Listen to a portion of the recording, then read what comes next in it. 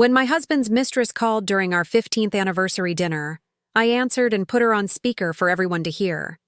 His family's shocked expressions matched his horror as she detailed their weekend plans at the same resort where he had proposed to me. 2 years later, as I celebrated the opening of my third bookstore franchise, he stood in the parking lot begging for a job. Life reveals people's true character in the most unexpected ways. I'd love to know which corner of the globe you're watching from. And if this story speaks to you, make sure to subscribe. Tomorrow's video is one you absolutely can't miss. The reservation at Meridian had been made months in advance. This upscale bistro in downtown Portland had a 6-month waiting list for the private terrace overlooking the Willamette River. But Noah had connections. He always did. Being the marketing director for Pacific Northwest Media had its perks, and he'd never hesitated to use them. I spent the entire afternoon getting ready, wanting everything to be perfect. 15 years of marriage deserved celebration, especially after the tumultuous past few years. Our relationship had weathered career changes, a cross-country move, and the heartbreak of unsuccessful fertility treatments. Through it all, we'd somehow stayed together when many couples would have fallen apart, or so I thought. Standing in our master bathroom, I smoothed the fabric of my emerald dress, a new purchase for the occasion. It was more extravagant than what I'd normally buy, but the milestone seemed to warrant the splurge. The silk caught the light as I turned, reminding me of the waters of Puget Sound where Noah had first told me he loved me. I'd paired it with the sapphire earrings he had given me for our 10th anniversary. "Something blue to match your eyes," he'd said then. I wondered if he'd remember that moment tonight. My reflection showed a woman on the cusp of 40, with laugh, lines beginning to form around her eyes and a few strands of silver threading through her auburn hair. I didn't mind the signs of aging. They were evidence of a life lived fully. What concerned me more was the shadow of worry that had taken up residence behind my eyes over the past year. The bookstore, Foxglove Books, had become my sanctuary when the corporate publishing world I'd worked in for a decade began to suffocate me. What started as a small independent shop specializing in rare editions and local authors had grown beyond my expectations. We'd been featured in regional magazines, and publishers were now sending authors our way for events. Just last week, I'd been approached about possibly opening a second location.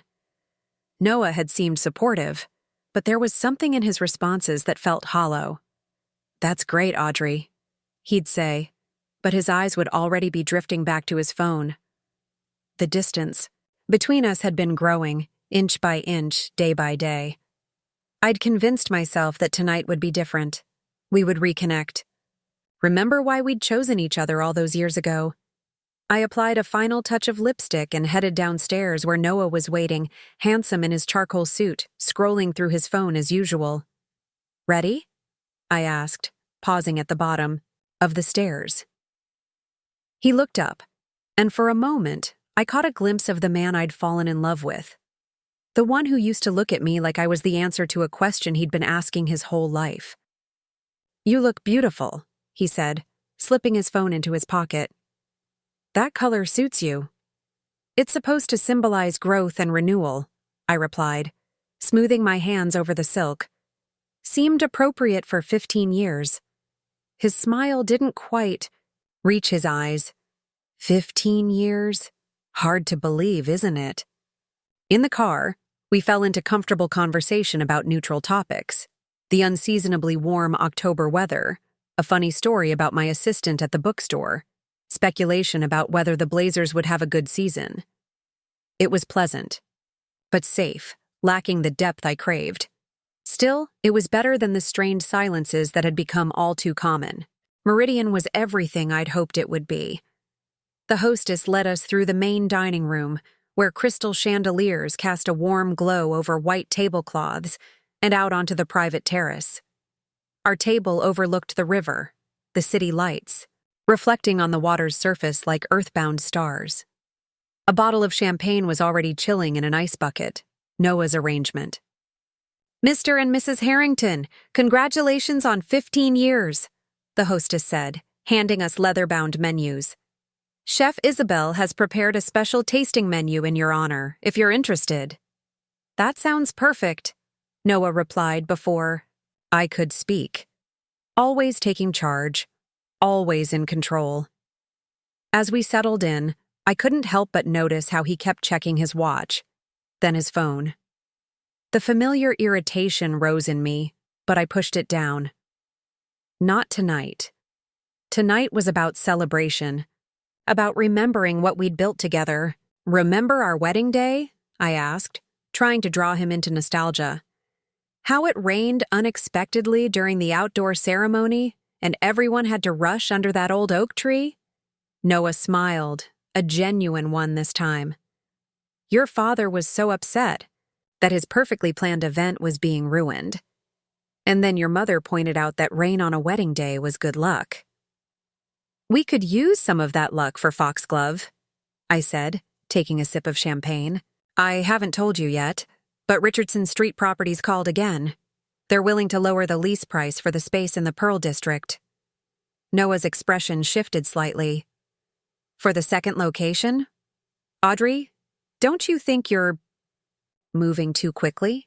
The main store is barely breaking even. That's not true, I countered, feeling defensive. We've been profitable for the last 3 quarters. The numbers don't lie, Noah.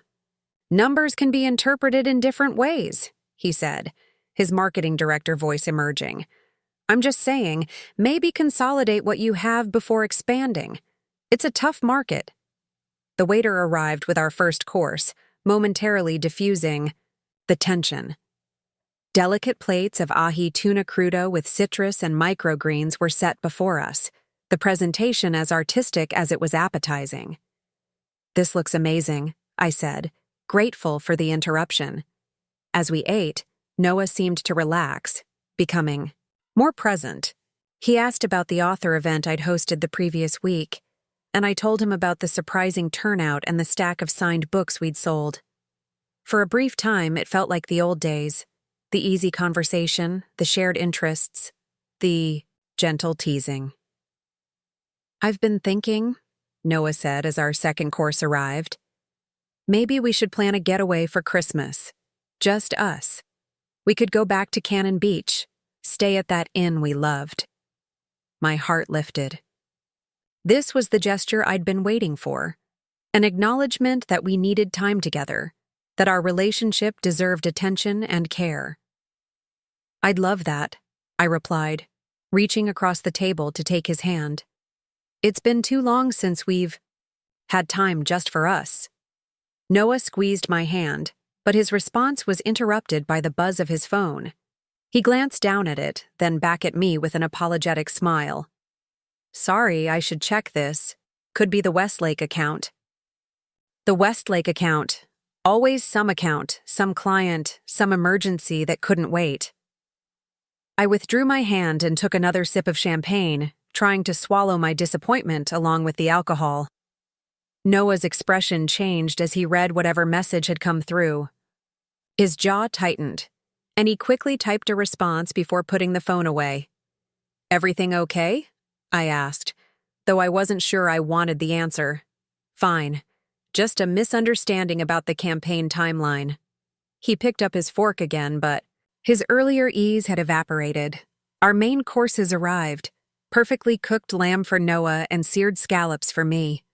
The food was exquisite, but the renewed tension made it difficult to enjoy. We ate in relative silence, broken only by surface-level comments about the food or the view. I was about to suggest we skip dessert and head home when Noah's phone rang. He pulled it out, and I caught a glimpse of the screen. Melissa W., with a small flower emoji next to the name. I need to take this, he said, already rising from his table. It's work. I'll just be a minute. As he walked to the far end of the terrace, I felt something inside me finally snap.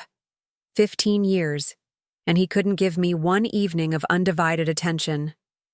One evening without work, interrupting our time together. A lot of love and effort went into bringing this story to life. If you're enjoying it, we'd be so grateful if you'd subscribe to our channel. Now, back to where we left off. I watched him, his back to me, his posture tense as he spoke in hushed tones. This wasn't about work. The realization wasn't sudden. It had been building for months, maybe years. The late nights at the office, the business trips that seemed to multiply. The emotional distance that had grown between us was like an invisible wall. When he returned to the table, his expression was carefully composed. "Sorry about that," he said, as if the interruption had been unavoidable. "The Westlake people are being difficult about the new direction." The lie hung between us like a physical presence. I looked at this man I had spent 15 years with and wondered how we had arrived at this place where deceit had become so casual. Our dessert arrived, a chocolate souffle with 2 spoons, along with a small box wrapped in silver paper. "Happy anniversary," Noah said, pushing the gift toward me with a smile that didn't reach his eyes. As I reached for the box, his phone rang again. The same name appeared on the screen. Melissa W. In that moment, 15 years of love, trust, and commitment collided with the undeniable evidence of betrayal. I didn't think, I just acted. I reached across the table and picked up his phone. "Audrey, don't," Noah began, but it was too late. I swiped to answer and immediately pressed the speaker button, placing the phone in the center of our anniversary table. "Noah?" A woman's voice came through, clearly intimate, clearly not professional. "Did you tell her yet about the conference next weekend? I've already booked our usual room at Oceanside Resort. You know, the one with the—" I pressed the mute button, not needing to hear more. The Oceanside Resort, where Noah had proposed to me 16 years ago. The color drained from his face as our eyes met across the table. In the silence that followed, 15 years of marriage balanced on a knife's edge, about to change forever. The silence at our table felt endless, though it couldn't have lasted more than a few seconds. Around us, other diners continued their meals, oblivious to the collapse of my marriage happening in their midst. The river still flowed outside the terrace, the city lights still twinkled, the champagne was still chilled. Yet, everything had changed. "Audrey," Noah finally said, his voice low and tight, "turn off the speaker and give me my phone." Instead, I unmuted the call. "Hello, Melissa. I'm afraid Noah can't make it to Oceanside Resort next weekend. He'll be too busy moving his things out of our house." The sharp intake of breath on the other end of the line told me everything I needed to know. "Who is this?" the woman asked, though she clearly already knew. "This is Audrey, Noah's wife of 15 years. We're celebrating our anniversary tonight, actually. At least we were." Noah lunged for the phone, but I pulled it away. The sudden movement sent his wine glass toppling, spreading a crimson stain across the white tablecloth. A nearby couple glanced our way, their curiosity piqued by the commotion. "Melissa," Noah said loudly enough for the phone to pick up his voice. "I'll call you back." This isn't what?" I challenged myself, my voice rising despite my effort to remain calm. "Not what it looks like? Not what it sounds like? Please, Noah, explain to me what our usual room at the place you proposed to me means, if not exactly what I think it means." The line went dead. Melissa had hung up, fleeing the mess she had helped create. "Keep your voice down," Noah hissed, glancing around at the other patrons. "This isn't the place." "Then where is the place, Noah? When would have been the right time to discover that my husband is having an affair? Maybe after 20 years? 25? The words spilled out, sharp and bitter. "How long has this been going on?" Our waiter approached the table, clearly sensing the tension. "Is everything all right? Would you like me to bring you some club soda for the—" "Everything's fine," Noah interrupted, his marketing director smiling firmly in place. "Just an accident. Actually, we'd like the check, please." "We're not fine," I said to the waiter, whose professional demeanor couldn't quite mask his discomfort. And I'm not leaving until I get some answers. Noah's face darkened. Audrey, stop making a scene. We can discuss this at home. A scene? I repeated, incredulous. I'm making a scene? You've been carrying on an affair and I'm the one making a scene? The waiter retreated hastily, clearly wanting no part in our marital meltdown. I couldn't blame him.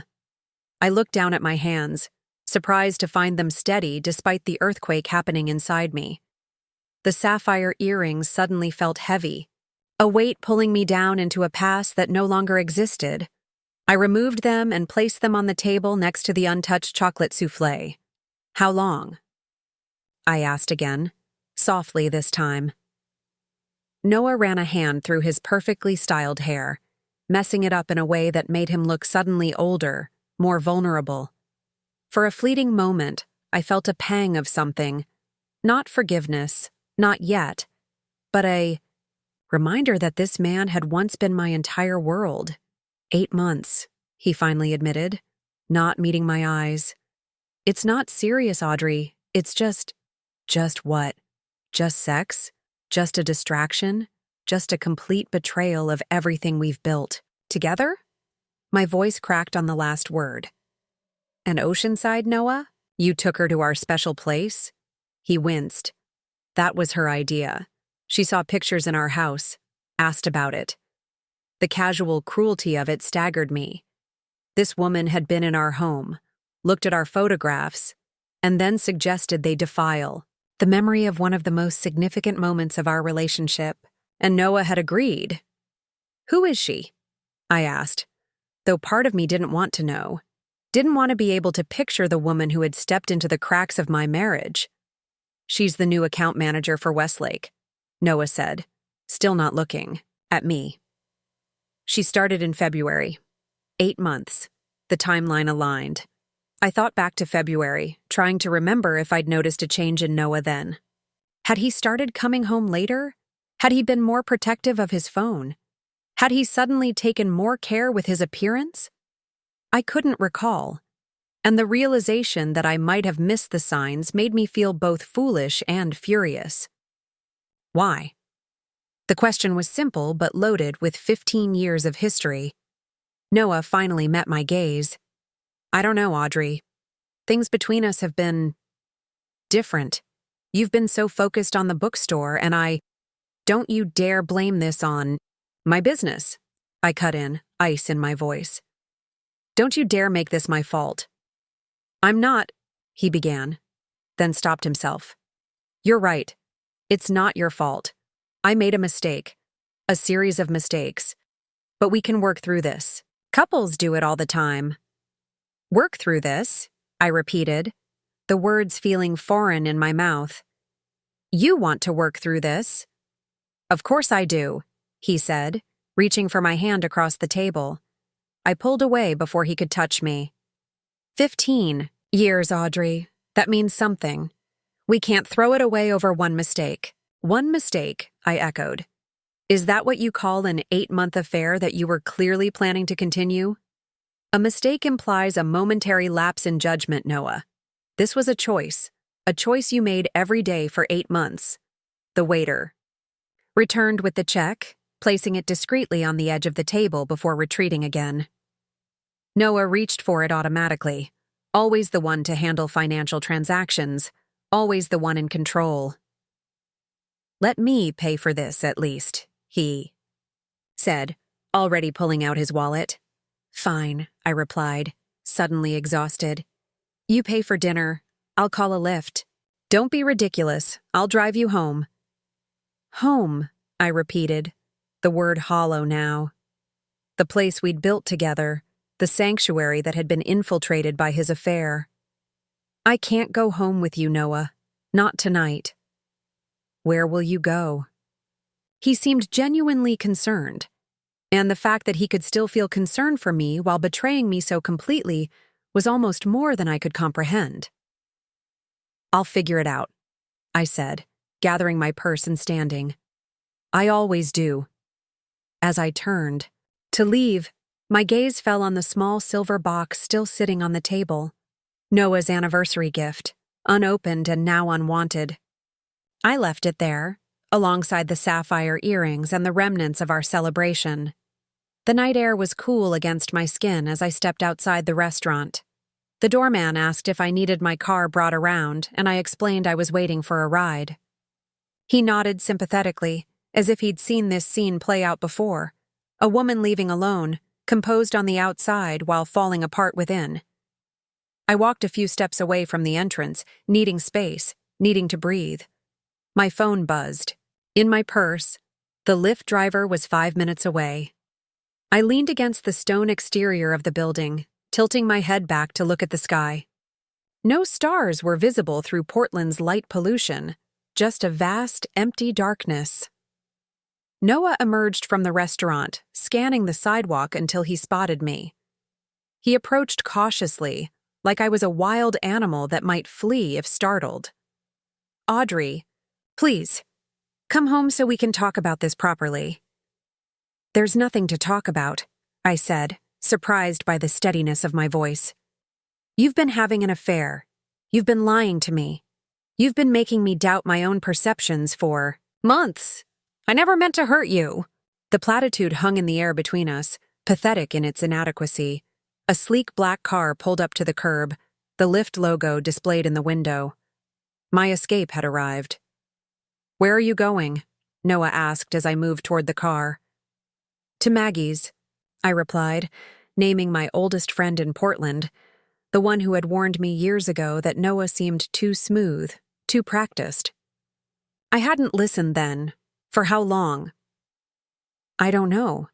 As I reached for the car door, Noah called out, "What about the bookstore expansion? The lease offer? We need to discuss what you're going to do." I turned back to him, incredulous. "What am I going to do?" "I'm going to sign that lease, Noah. I'm going to expand Foxglove Books. And I'm going to do it without your input or approval." "That's financially irresponsible," he argued, his business persona emerging even in this personal crisis. "You can't afford to take that risk right now, especially if you're talking about separation." The word hung between us, the first acknowledgement of where this night was leading. "Watch me," I said simply, and got into the car. As we pulled away, I caught a glimpse of Noah in the side mirror, standing on the sidewalk outside the restaurant where we'd just celebrated 15 years of marriage. He looked small suddenly, diminished.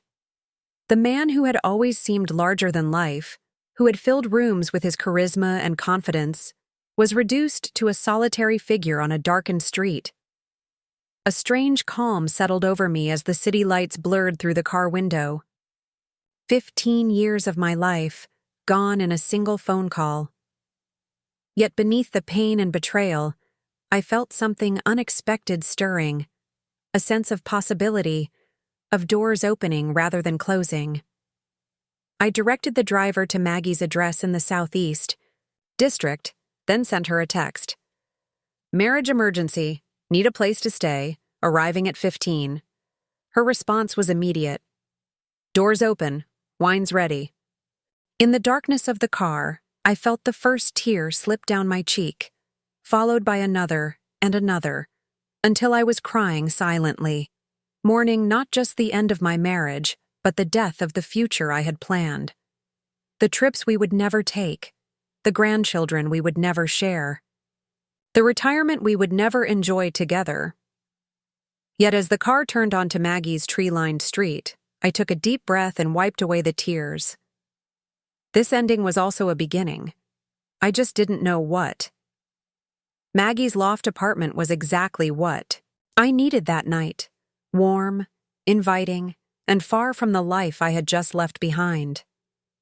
The exposed brick walls and towering bookshelves reflected her career as an architect and her love of literature, the reason we'd bonded when I first opened Foxglove. "Books? So you just answered his phone and put it on speaker?" Maggie asked, refilling my wine glass for the third time. We sat cross-legged on her oversized sectional, a throw blanket draped across my legs.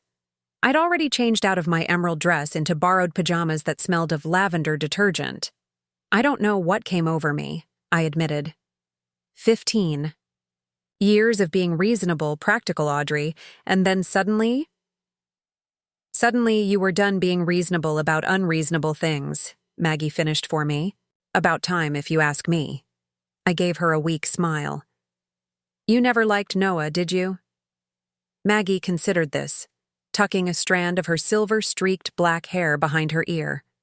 At 45, 5 years my senior, she had navigated her own share of relationship disasters before finding happiness with her current partner, Helen. It wasn't that I didn't like him, she said carefully. I just always thought he liked himself enough for everyone. There wasn't much room left for you. The truth of her words stung, not because they were harsh, but because they confirmed what I had felt but never acknowledged. Noah had always taken up all the oxygen in our relationship, his career, his ambitions, his social calendar, his needs. I had gradually made myself smaller to accommodate his largeness. Do you remember when you first told me you wanted to open the bookstore? Maggie asked, swirling the wine in her glass. I nodded. 3 years ago, after my position at Mackenzie Publishing was eliminated. And do you remember what Noah said when you told him your plan? I winced at the memory. He said I should look for another corporate job, that opening an independent bookstore in the digital age was financial suicide. But you did it anyway, Maggie pointed out. It was the first time I saw you really stand up to him. She was right. Opening Foxglove Books had been my first real act of independence in our marriage. I had used my severance package as seed money, found an affordable space in an up-and-coming neighborhood, and built the business from scratch despite Noah's skepticism. He came around eventually, I said, feeling the need to defend him despite everything. Especially when the store started getting local press. Of course he did, Maggie replied, not unkindly. Noah likes success. He likes being associated with successful things and people. Her words triggered a memory from early in our relationship. We had been dating for 6 months when Noah had invited me to a company gala. I had been nervous, still an editorial assistant at a small publishing house, unsure if I would fit in with the marketing executives and their polished spouses. But Noah had been proud to show me off, introducing me as Audrey Bennett, Rising, star at Emerald Press. He had memorized my recent professional accomplishments and shared them with anyone who would listen. At the time, I had been flattered by his attention, by how much he valued my career. Looking back now, I could see that he had been collecting me, another trophy to display alongside his promotions and industry awards. Did I ever tell you about the Baxter manuscript? I asked Maggie suddenly. She shook her head, reaching for the bottle to top off our glasses. About a year after we were married, I discovered an amazing manuscript in the slush pile. The author was unknown, but the writing was incredible, this beautiful, haunting story about rural Appalachia. I fought for it at the acquisition meeting, convinced everyone to take a chance on it. I took a sip of wine, remembering the excitement I had felt, the conviction that this book would matter. It became a huge critical success. Not a bestseller, but it won awards, got translated into 12 languages. The author's career took off. I was so proud to have been part of discovering that voice. As you should have been, Maggie said. That's what makes a good editor, that eye for undiscovered talent. When I came home with a signed first edition for Noah, do you know what he said? I continued, the memory suddenly sharp in my mind. That's nice, babe, but imagine how much more impact you could have if you were working with established authors who actually sell books. Maggie's expression darkened. And what did you say? Nothing, I admitted. I put the book on our shelf and never mentioned it again. And a few years later, when I was offered the position at Mackenzie working with more commercial authors, I took it, partly because the money was better, but partly because I thought it would finally make Noah proud. Did it? For a while. Until he started suggesting I should be aiming for a publisher's role, something with more prestige. I laughed, but there was no humor in it. Nothing was ever enough. My phone buzzed on the coffee table. Another text from Noah, the 12th. Since I'd left the restaurant, I ignored it, as I had the others. "He's not going to stop, is he?" Maggie observed. "Probably not." I set the wine glass down, suddenly feeling the weight of the alcohol and the emotional exhaustion. Noah doesn't like losing control of situations. Or people. Maggie's expression softened. "You can stay here as long as you need. The guest room is yours. Though fair warning, Helen snores, and these walls aren't as thick as they should be." I smiled gratefully. "Just for a few days until I figure out what's next." And what is next, Audrey? Legally, I mean. I hadn't allowed myself to think that far ahead yet. Divorce. The word hovered at the edges of my consciousness, too final to fully embrace in the raw aftermath of discovery. "I don't know," I admitted, "but I do know I'm signing that lease tomorrow." Maggie raised an eyebrow. "The Pearl District space, you're sure?" Noah seemed to think. "I don't care what Noah thinks," I cut in, surprising myself with the vehemence in my voice. "The second location makes financial sense. The numbers work. I've done the projections myself." "Good for you," Maggie said with an approving nod. "Though I have to ask, is the timing a reaction to what happened tonight? Because opening a second location while going through a personal crisis might be challenging?" I finished for her. "Everything worthwhile is challenging, Mag, and the Pearl District space won't be available forever. If I don't move now, I'll lose the opportunity." Maggie studied me for a moment, then nodded. "Okay, I support whatever you decide. Just remember you don't have to do everything at once. Or alone." "I know." I yawned, the events of the day finally catching up with me. "I think I need to sleep." "Of course." Maggie stood, gathering our wine glasses. "But first, there's something I've been waiting for the right moment to tell you." I looked up, curious. "What is it?" "Noah came to see me about a month ago." I sat up straighter, fully alert now despite my fatigue. "What? Why?" Maggie hesitated, clearly uncomfortable with what she was about to reveal. "He wanted to talk about you, about the bookstore." A cold feeling settled in my stomach. "What about the bookstore?" "He said he was concerned about your financial decision-making, that you were taking unnecessary risks with the business. He wanted me to help convince you to bring in a business partner, someone with more experience." "A business partner?" I repeated incredulously. "Foxglove is doing well. The numbers are solid. Why would I need a partner?" Maggie's expression was painful. "He had someone specific in mind. A friend of his from Pacific Northwest Media who was looking to invest in local businesses. Someone named Richard Hargrove." The name hit me like a physical blow. Richard Hargrove was not just Noah's colleague but his mentor, the man who had helped him climb the corporate ladder at PNM. They played golf together, had dinner at each other's homes, and took business trips together. Noah wanted to bring Richard into my business without even discussing it with me first?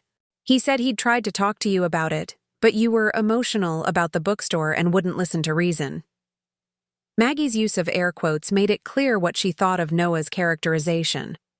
I shook my head, trying to process this new betrayal. "He mentioned once that Richard was interested in local investments, but he never suggested—" I stopped, remembering a dinner with Richard and his wife a few weeks ago, how they had asked detailed questions about Foxglove's operations, and how Noah had encouraged me to share our financial projections. He was setting it up, I realized aloud, creating the connection so it wouldn't seem strange when he suggested the partnership.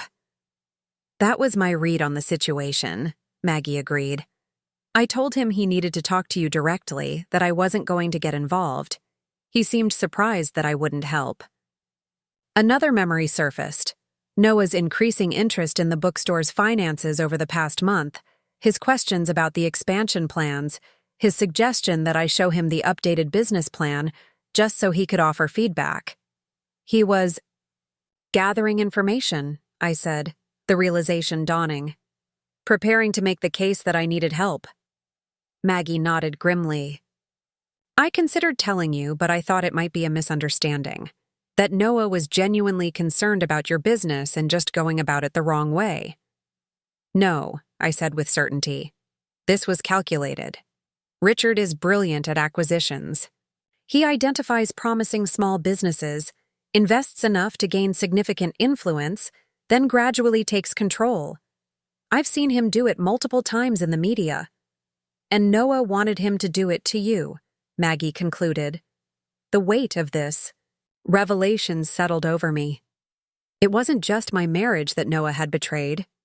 He had been positioning to undermine my independence, my business, the thing I had built with my own hands, heart, and mind. I'm so sorry, Audrey. I should have told you sooner. I shook my head. You couldn't have known. I didn't want to see it either. As Maggie showed me to the guest room and left me to settle in, I sat on the edge of the bed, my mind racing despite my exhaustion. The affair with Melissa was painful, a personal betrayal that cut deep. But this calculated move to bring Richard Hargrove into Foxglove Books revealed something far more insidious about Noah's attitude toward me and my capabilities. He hadn't believed in me. After 15 years together, after watching me build a successful business from nothing, he still didn't trust my judgment or ability. I pulled out my phone and finally read his texts. Audrey, please come home so we can talk. This isn't what you think. I've made mistakes, but I love you. Where are you staying? I'm worried. Please respond so I know you're safe. We can work through this. 15 years shouldn't end like this. I've called Melissa. It's over. I promised it's over.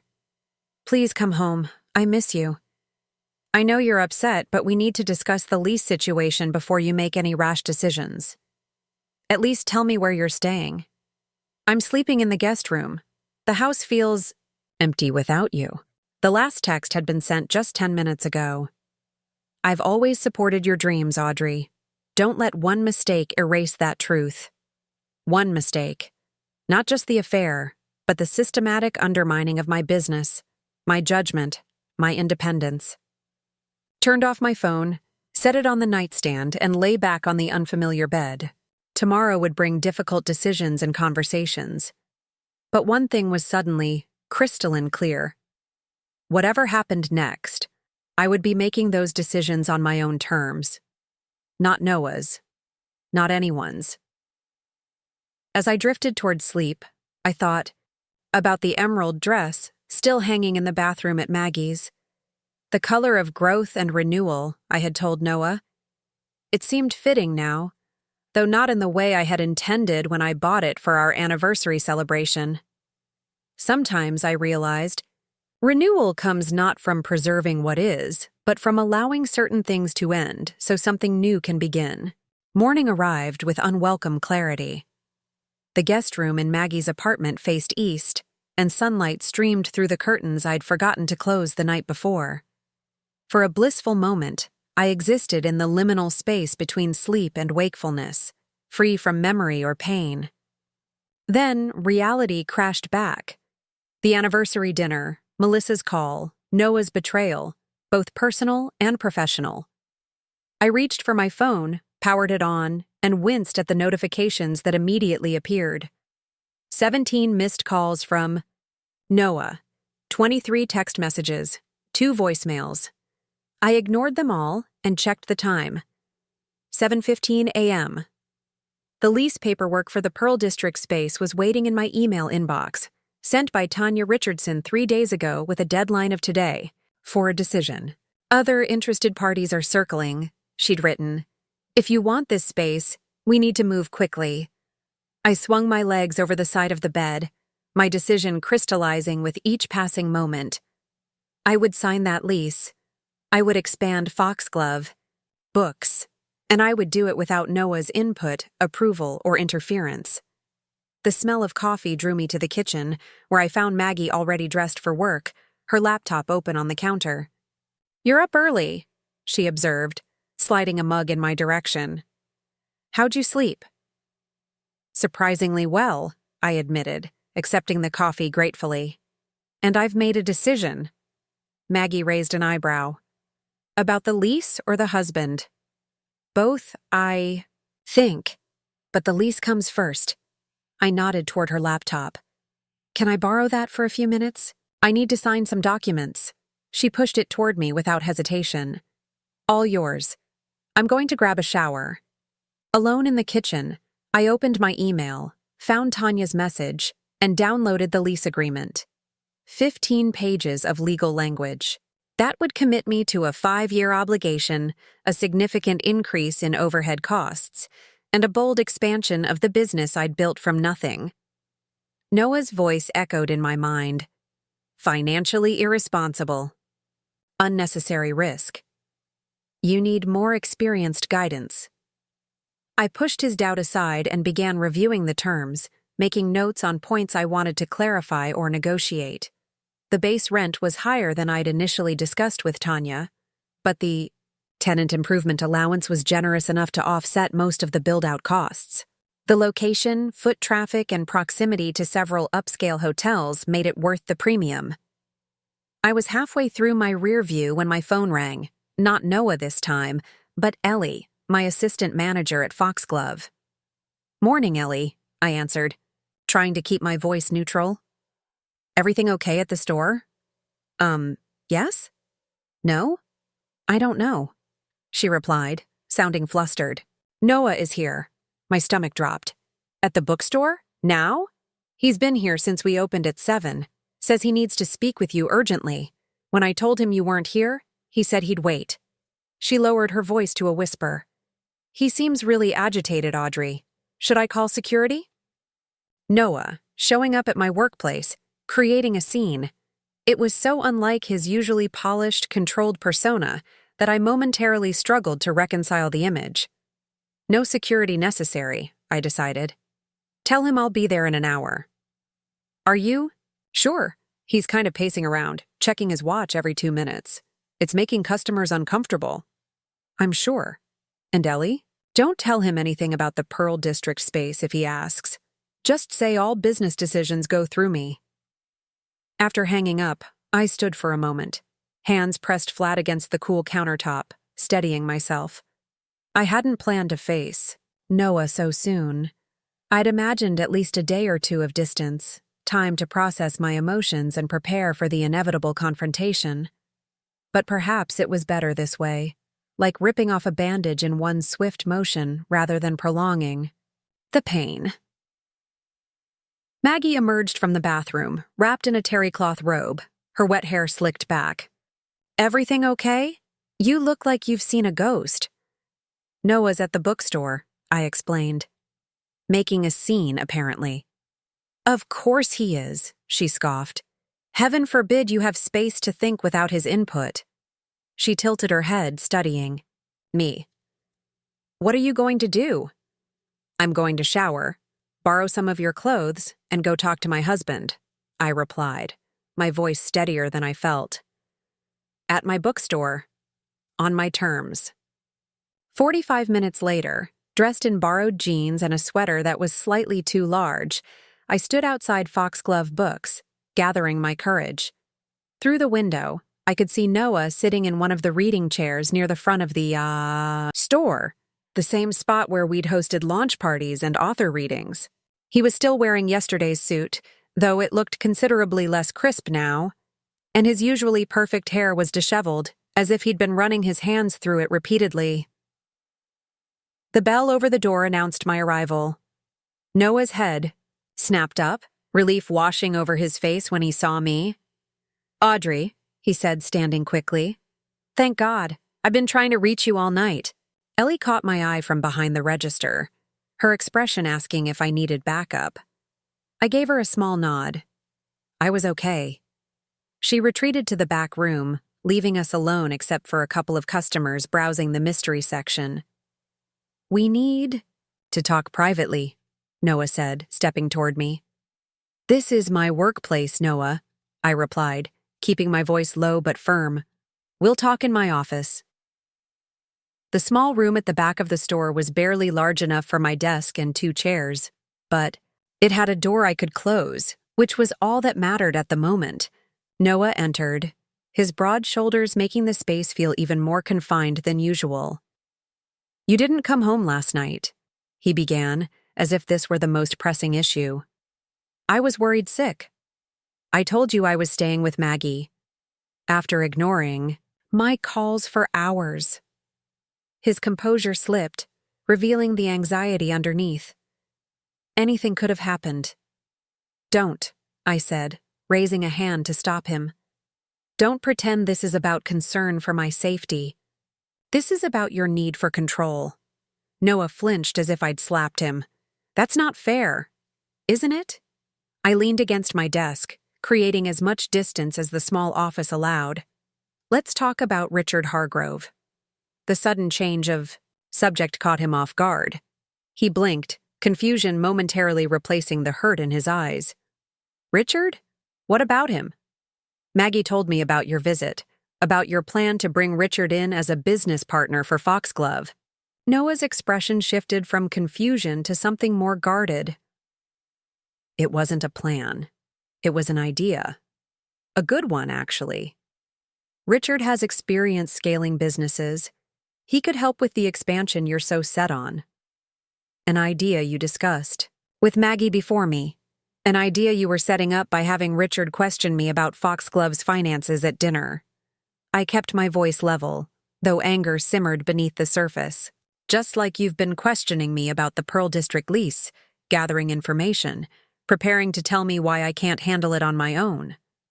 "That's not," Noah began, then stopped himself. He ran a hand through his already disheveled hair, his wedding ring catching the light, a reminder of promises made and broken. "Okay, yes, I talked to Richard about potentially investing in Foxglove, but it was because I care about you, about the business you've built. I didn't want to see you overextend yourself." "Overextend myself?" I repeated. "The business has been profitable for 3 consecutive quarters. The expansion projections are solid. The only person who seems to doubt my capability is you." "I don't doubt your capability, Audrey. I doubt the market. Independent bookstores are struggling everywhere. Except mine isn't." I straightened, standing my full height. "Foxglove is thriving because we've created something special. A place that connects readers with books they might not find elsewhere, that supports local authors, that builds community. And I did that without Richard Hargrove or anyone else telling me how to run my business." Noah's shoulders slumped slightly. For the first time, he looked truly defeated. I was trying to help. "No," I countered. "You were trying to control. There's a difference." We stood in silence for a moment, the air between us heavy with 15 years of shared history and the recognition that something fundamental had broken. "I'm signing the lease today," I said finally. "The Pearl District expansion is happening." Noah's expression hardened. "We should discuss this, the financial implications for our household." "Our household," I cut in, "is not a consideration at the moment. Not after what happened last night. Audrey, about Melissa." "I don't want to hear her name." The sharpness in my voice surprised even me. "I don't want explanations or excuses. What I want is space to think, to process, to decide what happens next." "And if I don't give you that space?" Noah challenged, a hint of his usual confidence returning. "This affects both of us. Our home, our finances." "My business," I finished for him, "which is why I'll be contacting a lawyer today to ensure that Foxglove Books remains solely mine, regardless of what happens with our marriage." The word lawyer landed like a stone between us. Noah stared at me, realization dawning in his eyes. This wasn't a temporary separation, a cooling-off period before reconciliation. This was the beginning of something final. "You're really doing this," he said, his voice barely above a whisper. "You did this, Noah. The moment you decided your needs, your desires, your ego were more important than our marriage." I moved toward the door, signaling the end of our conversation. I'll be staying with Maggie for the time being. I'll arrange to pick up some of my things when you're at work. And then what? He asked, not moving from his spot. We just end? 15 years, just gone? I paused, hand on the doorknob. I don't know what will happen next. But I do know I can't go back to who I was yesterday. The woman who didn't know her husband was having an affair, who didn't realize he was plotting to bring someone else into her business, who thought their anniversary dinner might somehow fix the distance between them. Noah took a step toward me, his expression softening. I made a terrible mistake with Melissa, but we can work through this. Couples do it all the time.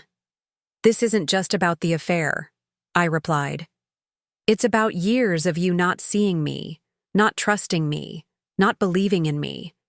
It's about you thinking you know what's best for me better than I do myself. That's not true, he insisted. I've always supported your dreams. I smiled sadly, remembering his text from the night before. The same words exactly. You supported the dreams you approved of, the ones that aligned with your vision of who I should be. With that, I opened the door, letting the sounds of the bookstore, soft music, the murmur of customers, the rustle of pages being turned, wash over us. I have work to do, Noah, a business to run, a lease to sign. I stepped aside, giving him a clear path to leave and a future to reimagine, one page at a time.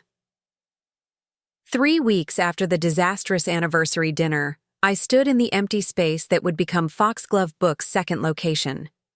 Dust motes danced in the sunlight streaming through the tall windows facing the bustling Pearl District street.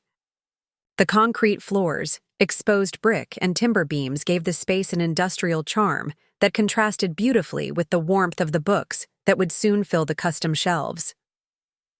What do you think? Tanya Richardson asked, watching me carefully. Still feeling good about the decision?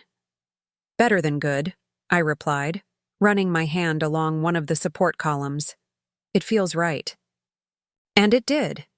Despite the chaos of my personal life, or perhaps because of it, this expansion represented more than just a business decision.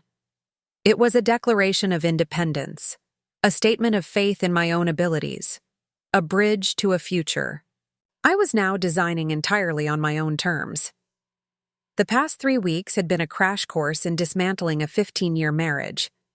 I had moved most of my essential belongings to a small apartment I'd found just blocks from the original Foxglove location. I had opened separate bank accounts. I had filed for divorce with the help of Diane Mercer, a family law attorney known for her no-nonsense approach to protecting her clients' interests. Noah had not made any of it easy. Initially shocked by my determination to proceed with the divorce, he had cycled through strategies to change my mind. Heartfelt apologies, romantic gestures, emotional appeals to our history together, and finally, when none of that worked, thinly veiled financial threats. You realize this expansion jeopardizes our community property? He'd said during our last conversation, 3 days ago. If the business fails while we're still legally married, we're both liable. The business isn't going to fail, I had responded calmly. And Diane has already filed for emergency orders to establish Foxglove as my separate property. Check your email. The look on his face had almost been worth the exorbitant legal fees I was now paying. We should talk about the timeline for the build-out, Tanya said, pulling me back to the present. If you want to be open by the holiday shopping season, we need to start immediately. Let's do it, I agreed. I've already got bids from 3 contractors. I just need to make the final decision. Tanya smiled approvingly. You've done your homework. Most clients come to me wide-eyed with vision but no practical plan. I've learned that good preparation is the best defense against unexpected challenges. I replied, thinking of the detailed financial projections I'd created, the line of credit I'd secured, the marketing plan I'd developed. My phone buzzed in my pocket, a text from Ellie. Emergency at the store. Return ASAP. My stomach tightened. I need to go. Something's happening at Foxglove. Of course, Tanya said, already moving toward the door. I'll email you the contractor references by this afternoon. The drive to Foxglove's original location took 15 minutes that felt like 15 hours. Ellie's vague message left too. Much room for imagination. A burst pipe, a break-in, a fire? Or was it Noah again, making another scene? He had shown up twice more after our conversation in my office, each time increasingly agitated as the reality of our separation solidified. Pulled into my reserve spot behind the store, noting with relief that at least the building was still standing. Whatever the emergency, it wasn't structural. The answer became clear the moment I stepped through the back door. Raised voices carried from the main floor. One female, professionally modulated but firm. The other male and jarringly familiar. Noah. And the woman must be... Ms. Mercer has made our position quite clear, Mr. Harrington. Diane's voice confirmed as I rounded the corner into the main store. Foxglove Books was established using Ms. Bennett's severance package as initial capital, long before your wife received any financial contribution from you. Its status as her separate property is legally sound. Noah stood near the register, impeccably dressed in one of his power suits, his posture rigid with contained fury. Diane Mercer, a petite woman whose gray pantsuit and stern expression projected authority beyond her stature, stood between him and Ellie, who looked relieved at my arrival. Audrey, Noah said, turning toward me. Call off your attack dog. This is ridiculous. My attorney, I corrected him, is here at my request. And this is my place of business, Noah. Whatever you need to discuss can be handled through proper channels. Proper channels, he repeated with a bitter laugh.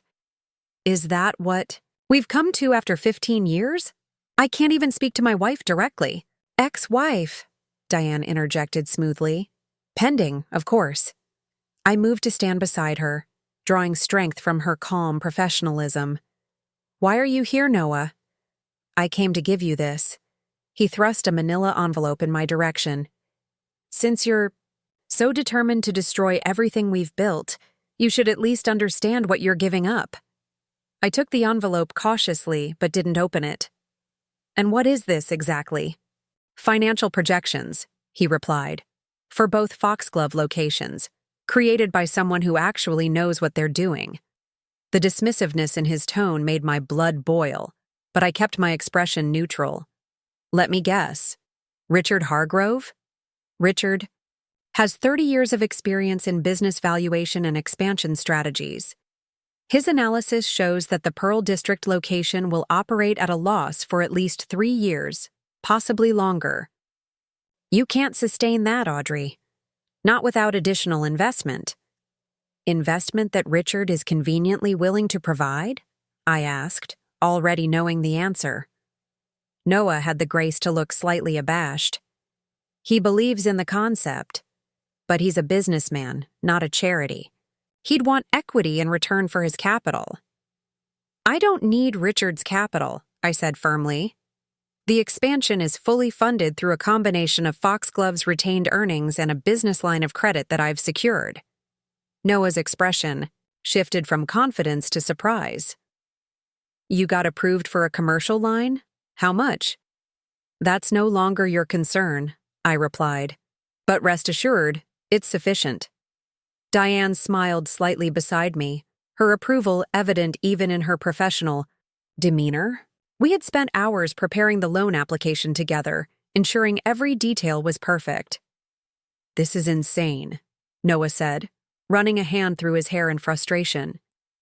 You're making emotional decisions based on what happened with Melissa. The affair was a mistake, yes, but it has nothing to do with Foxglove's financial viability. Mr. Harrington, Diane cut in firmly, my client has made her position clear.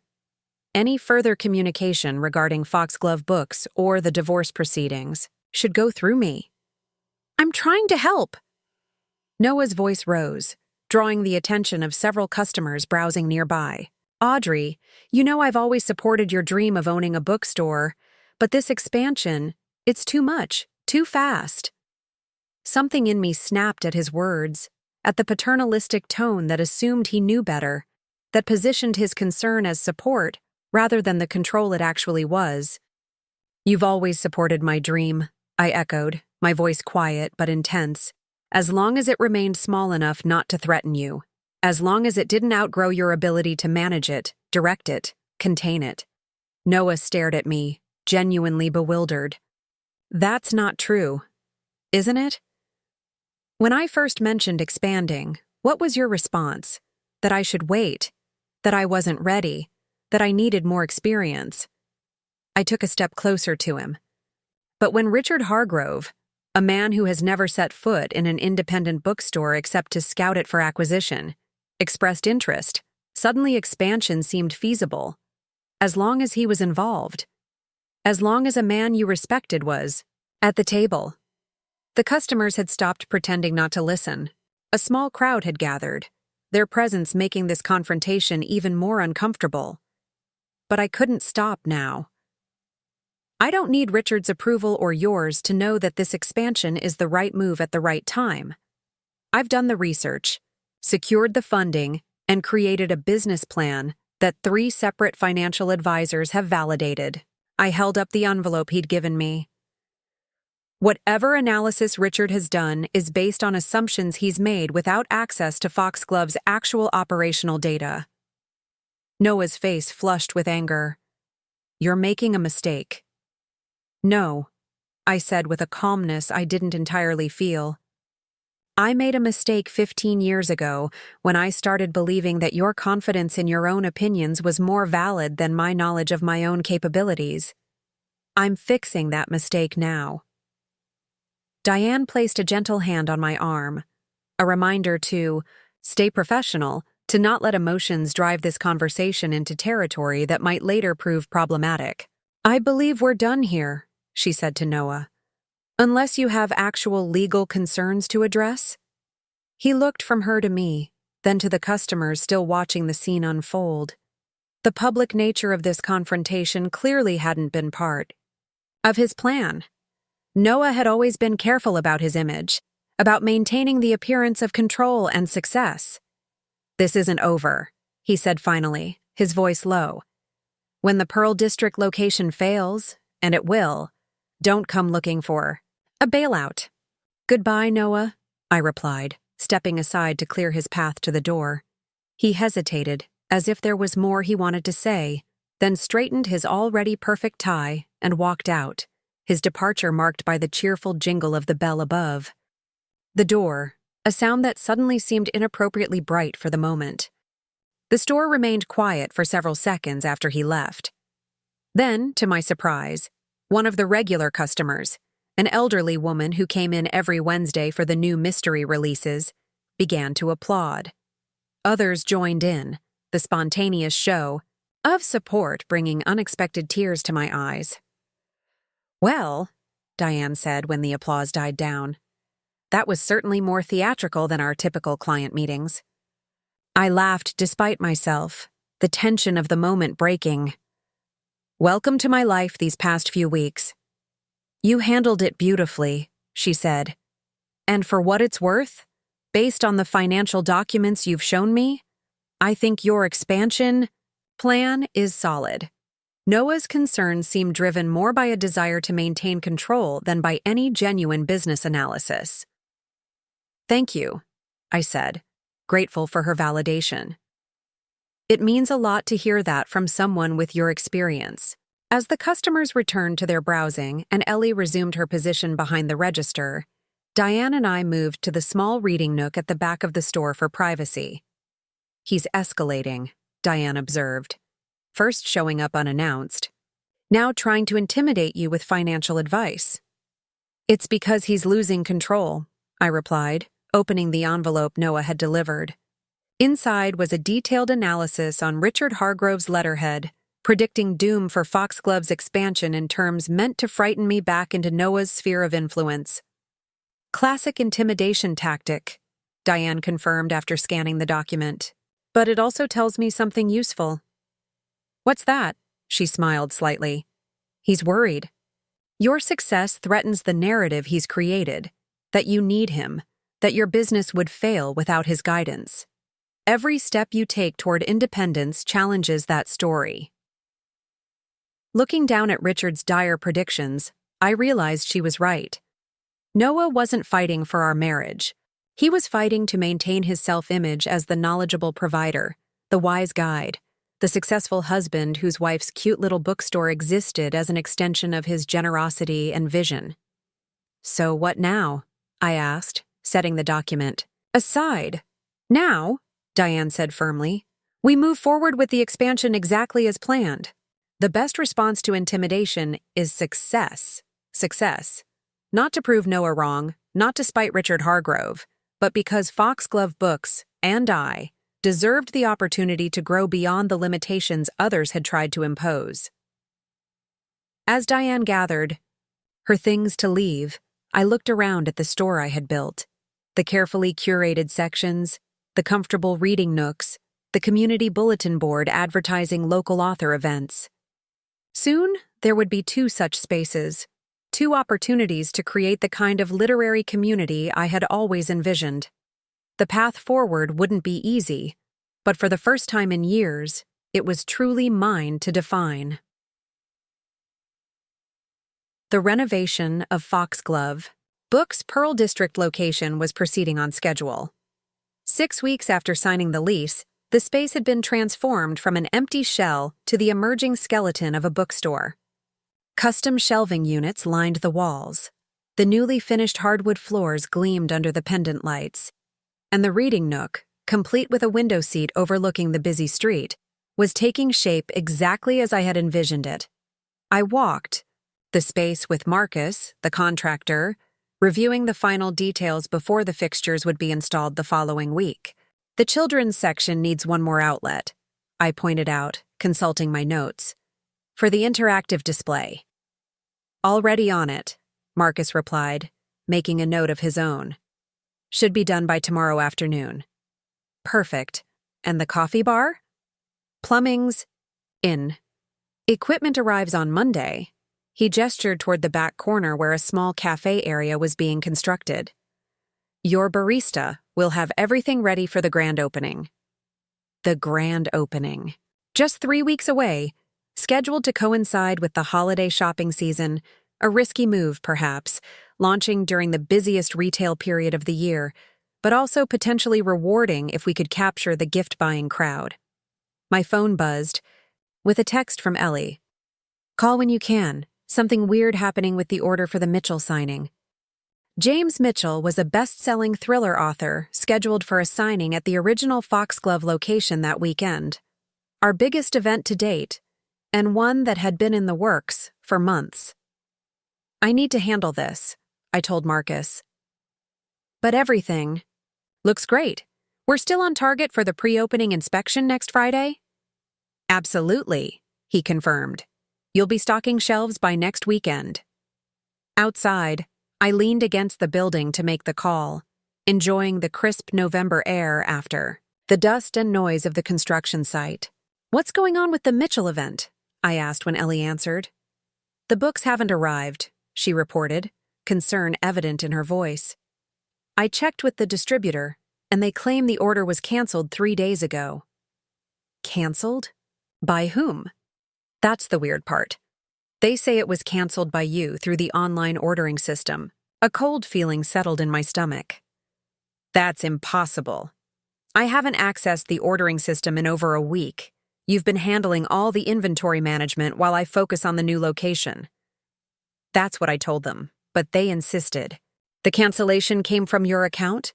They emailed the confirmation to your personal address?" I quickly checked my email and found nothing. "I don't have any confirmation. Someone must have accessed my account." "Should I try to reorder?" "Mitchell is expecting at least 100 copies for the signing," I calculated quickly. "Reorder, but request overnight shipping. We'll eat the extra cost if we have to. And Ellie, change my password on the ordering system immediately. Actually, change all the passwords."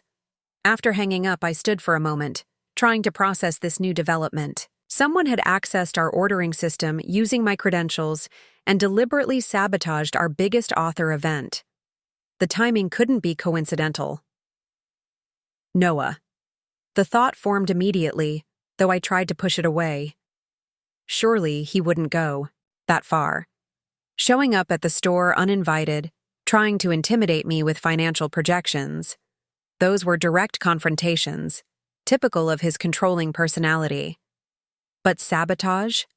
Secretly undermining the business while pretending to care about its success?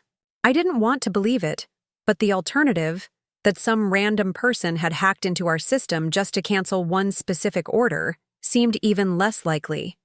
My phone rang, displaying Diane Mercer's number. "I was just about to call you," I answered. "Something strange is happening with the bookstore's ordering system." "That might be related to why I'm calling," Diane replied, her tone serious. "I've just received a notice from Noah's attorney. They're contesting the categorization of Foxglove Books as your separate property." "What? On what grounds?" "They're claiming that significant marital assets were used to support the business during its early years, entitling Noah to a percentage of its current value." She paused. "And they're specifically referencing the expansion as evidence that Foxglove has become a major asset that should be considered in the division of property." The pieces clicked into place. The canceled order, the timing, the sudden legal maneuver, all designed to create problems for Foxglove at a critical moment, strengthening Noah's claim that the business needed his expertise to succeed. "This is deliberate," I said, my voice tight with anger. "He's sabotaging the business to prove his point." "That's a serious accusation," Diane cautioned. "Do you have any evidence?" I explained about the canceled order and my suspicions. "It's too specific to be random. He knows the Mitchell signing is our biggest event this quarter." "Document everything," Diane advised. "If he is actively interfering with the business, that could seriously undermine his claim for a share of its value. In the meantime, I'll prepare our response to his filing. We have the original bank records showing the business was funded entirely from your severance package." After hanging up, I took a deep breath, trying to calm the fury building inside me. Noah had crossed a line, moving from merely undermining my confidence to actively attempting to damage the business I had built. My phone buzzed again. A text, this time from a number I didn't recognize. "We need to talk about Noah. It's important. Melissa." I froze, staring at the name. Melissa. The woman on the phone that night at Meridian. Noah's mistress. The last person on earth I wanted to hear from. My first instinct was to block the number. What could she possibly have to say that I would want to hear? Yet curiosity, and a nagging sense that her timing might not be coincidental, made me hesitate. Before I could decide how to respond, another text arrived from the same number. "He's not who you think he is, and neither am I. Please, just 20 minutes of your time. I'll meet you anywhere public." Against my better judgment, I typed back, "Timber Coffee, 3 p.m. I'll give you 15 minutes. The response came immediately. "Thank you. I'll be there." Timber Coffee was busy enough at 3 o'clock to provide anonymity, yet quiet enough for a private conversation. I arrived early, selecting a table in the back corner where we wouldn't be easily overheard, but still visible to other patrons. I wasn't taking any chances with this meeting. I recognized Melissa the moment she walked in, though we had never officially met. I had seen her photo once, accidentally, when checking Noah's phone for an address he had promised to send me.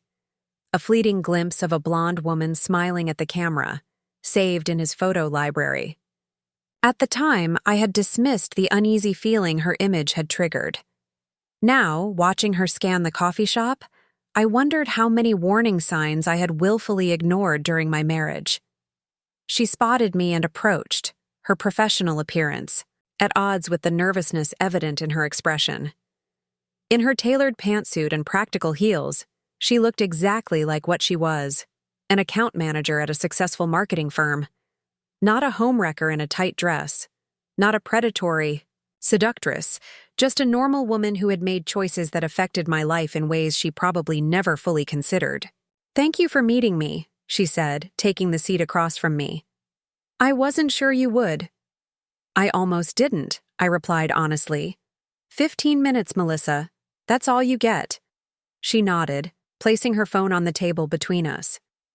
"I'll be direct then. Noah has been lying to you, to both of us, for much longer than you realize. If you're here to tell me about your affair, I already know the basics. 8 months, started in February, weekend trips to the place where he proposed to me. Am I missing anything important?" The bitterness in my voice surprised even me. "Yes," she said simply. "The fact that I'm not the only one." I stared at her, the implication of her words slowly sinking in. "What are you saying? Noah has a pattern. I'm just the latest in a line of relationships he's had throughout your marriage." She slid her phone toward me. "I found these when I was looking for a photo he'd sent me. His deleted folder wasn't actually empty." The screen showed a series of images, Noah with different women, in different settings, spanning what appeared to be several years. None were explicitly romantic, but the body language in each told its own story. The casual intimacy, the physical closeness that crossed professional boundaries. "This proves nothing," I said, pushing the phone back toward her. "Business colleagues. Friends." "I thought so too at first," Melissa interrupted.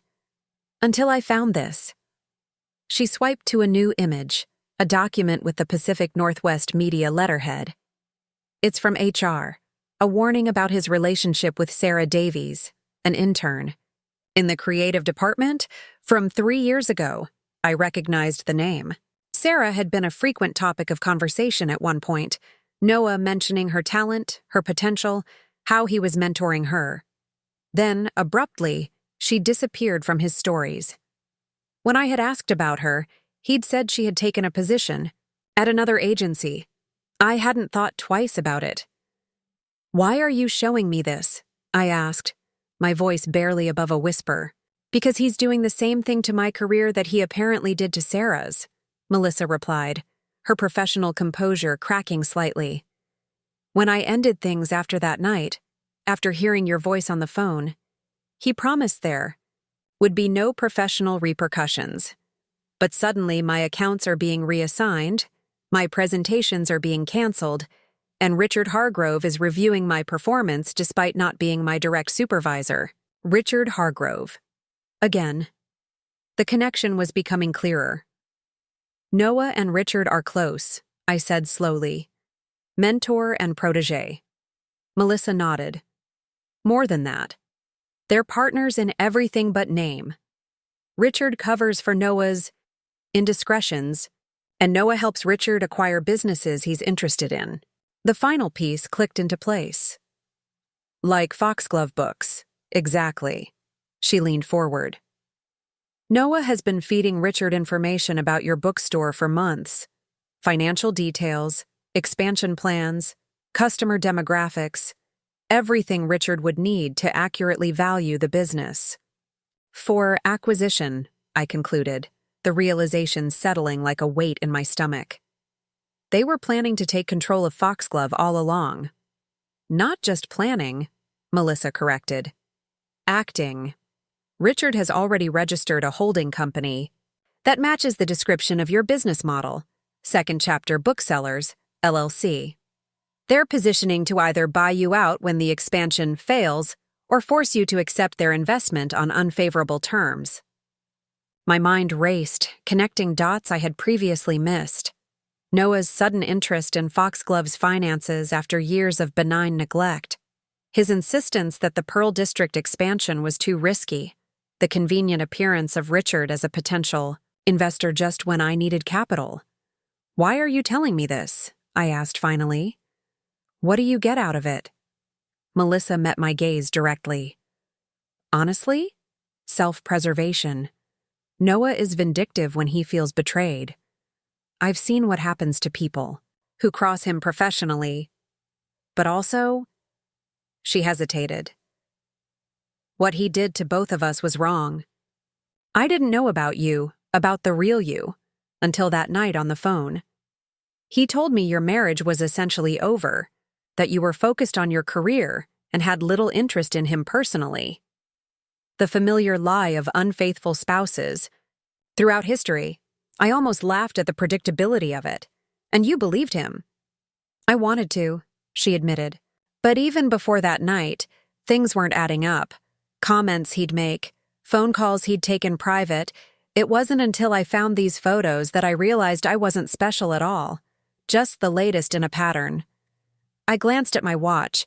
Our 15 minutes were nearly up, and I had heard more than enough. Standing, I gathered my coat and bag. Thank you for the information, I said formally. It's clarifying. Melissa looked up at me, her expression a mixture of relief and regret. What will you do? I considered the question. What would I do with the knowledge that my husband of 15 years wasn't just having an affair, but was actively conspiring with his mentor to undermine the business I had built? I'm going to protect what's mine, I replied, starting with Foxglove Books. As I turned to leave, Melissa called after me softly. Audrey, I am sorry. For whatever that's worth. I paused, looking back at this woman who had unwittingly become entangled in my life's most painful chapter. It's worth something, I acknowledged, but not enough. Stepping out into the fading afternoon light, I pulled out my phone and dialed Diane Mercer's number. The secondary conflict had emerged, more threatening than the first. This wasn't just about my marriage anymore. It was about saving everything I had worked to build from the man who had once promised to cherish and support me. Diane Mercer's office projected quiet confidence, wood paneling, leather chairs, and floor-to-ceiling bookshelves filled with legal volumes. The lawyer herself matched the setting, her silver-gray suit and measured demeanor conveying a sense of calm competence that I desperately needed. Let me see if I understand correctly, she said, reviewing the notes she'd taken during our emergency meeting. Based on information from Melissa Warren, you believe Noah and Richard Hargrove have been actively conspiring to gain control of Foxglove Books, and you also believe Noah may be responsible for the canceled book order for your author event. Yes, I confirmed. And given the timing of their legal challenge to Foxglove's status as my separate property, it can't be coincidental. Do you have proof of Noah's involvement in the canceled order? Diane asked, ever the pragmatist. Not definitively, I admitted. But the distributor confirmed it was done through my account, and only 2 people have ever had access to those credentials. Myself and Noah, back when he was helping me set up the business systems. Diane made another note. And this second. Chapter Booksellers LLC that Melissa mentioned? I passed her my phone, showing the search results I'd pulled up on the way to her office. Registered 3 months ago by Westlake Holdings, which is one of Richard Hargrove's shell companies, Diane finished, examining the document. This is illuminating. The understatement almost made me laugh. Illuminating didn't begin to cover the cold, hard reality that Noah, the man I had loved and trusted for 15 years, had been systematically undermining my business while positioning himself and his mentor to swoop in and claim it once I failed. The question is, Diane continued, what do we do with this information? We need to be strategic. I want to stop them, I said firmly. I want to protect Foxglove, both locations, and I want Noah to face consequences for what he's done. Diane nodded, her expression thoughtful. We have several options, each with its own risks and benefits. We could pursue a restraining order preventing Noah from accessing any Foxglove systems or premises. We could counter their legal claim with evidence of active sabotage. Or, she paused, a slight smile forming at the corners of her mouth. Or what? I prompted. Or we could turn the tables, use their own tactics against them. How? Noah and Richard think they're operating in the shadows. They don't know that you've discovered their plan. That gives us an advantage. Diane leaned forward. What if, Instead of directly confronting them, we let them continue to believe their scheme is working, while we quietly gather evidence and prepare our counterattack. I considered this approach. You're suggesting we let them keep trying to sabotage Foxglove? Not exactly. We secure the business immediately. New passwords, limited access, enhanced security. But we don't let them know we're onto their larger plan. Diane's eyes gleamed with strategic intensity. In fact, we might even feed them certain information that serves our purposes. Understanding dawned. Misinformation. To lure them into making a mistake. Precisely. Diane gathered the documents, spread across her desk into a neat pile. I need to consult with a colleague who specializes in business fraud. In the meantime, secure your systems, document everything unusual, and let's meet again tomorrow to finalize our approach. As I left Diane's office, a strange calm had replaced the panic and anger that had driven me there. Having a plan, even an incomplete one, provided structure for the chaos Noah had created. My first stop was Foxglove's original location, where Ellie was managing the crisis with the canceled book order. The publisher is overnighting replacements, she reported, relief evident in her voice. They'll arrive tomorrow morning. We'll have to pay a premium, but at least the signing can proceed. Perfect, I replied. Now, about our security. For the next 2 hours, we methodically locked down Foxglove's digital presence. New passwords for all systems, two-factor authentication wherever possible, a complete audit of who had access to what. By the time we finished, Noah's digital fingerprints were thoroughly erased from the business he had tried to undermine. Should we change the physical locks too? Ellie asked as we wrapped up. Noah still has keys to the store, doesn't he? I nodded, remembering the key ring Noah carried. House keys, car keys, and a separate ring for Foxglove. Absolutely. Call the locksmith. Now? I want new locks by closing time. With the immediate security concerns addressed, I turned my attention to the misinformation campaign Diane had suggested. What false trail could we leave for Noah and Richard to follow? What bait would be irresistible enough to draw them into? The open? The answer came to me as I reviewed Foxglove's financial records, preparing documentation for Diane. The Pearl District location's build-out costs had been deliberately structured to appear higher on preliminary paperwork than in the final accounting, a common practice to ensure budget flexibility. Noah, having seen only the preliminary figures, believed the expansion was costing significantly more than it actually was. What if we let him continue to believe that? What if we went further, creating the illusion that Foxglove was struggling financially due to the expansion costs?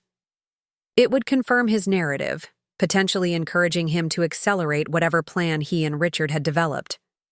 I called Diane to share my insight. We can make them think I'm desperate, I explained. That the business is on the verge of needing exactly the kind of rescue they've been planning. Risky, Diane cautioned, but potentially effective.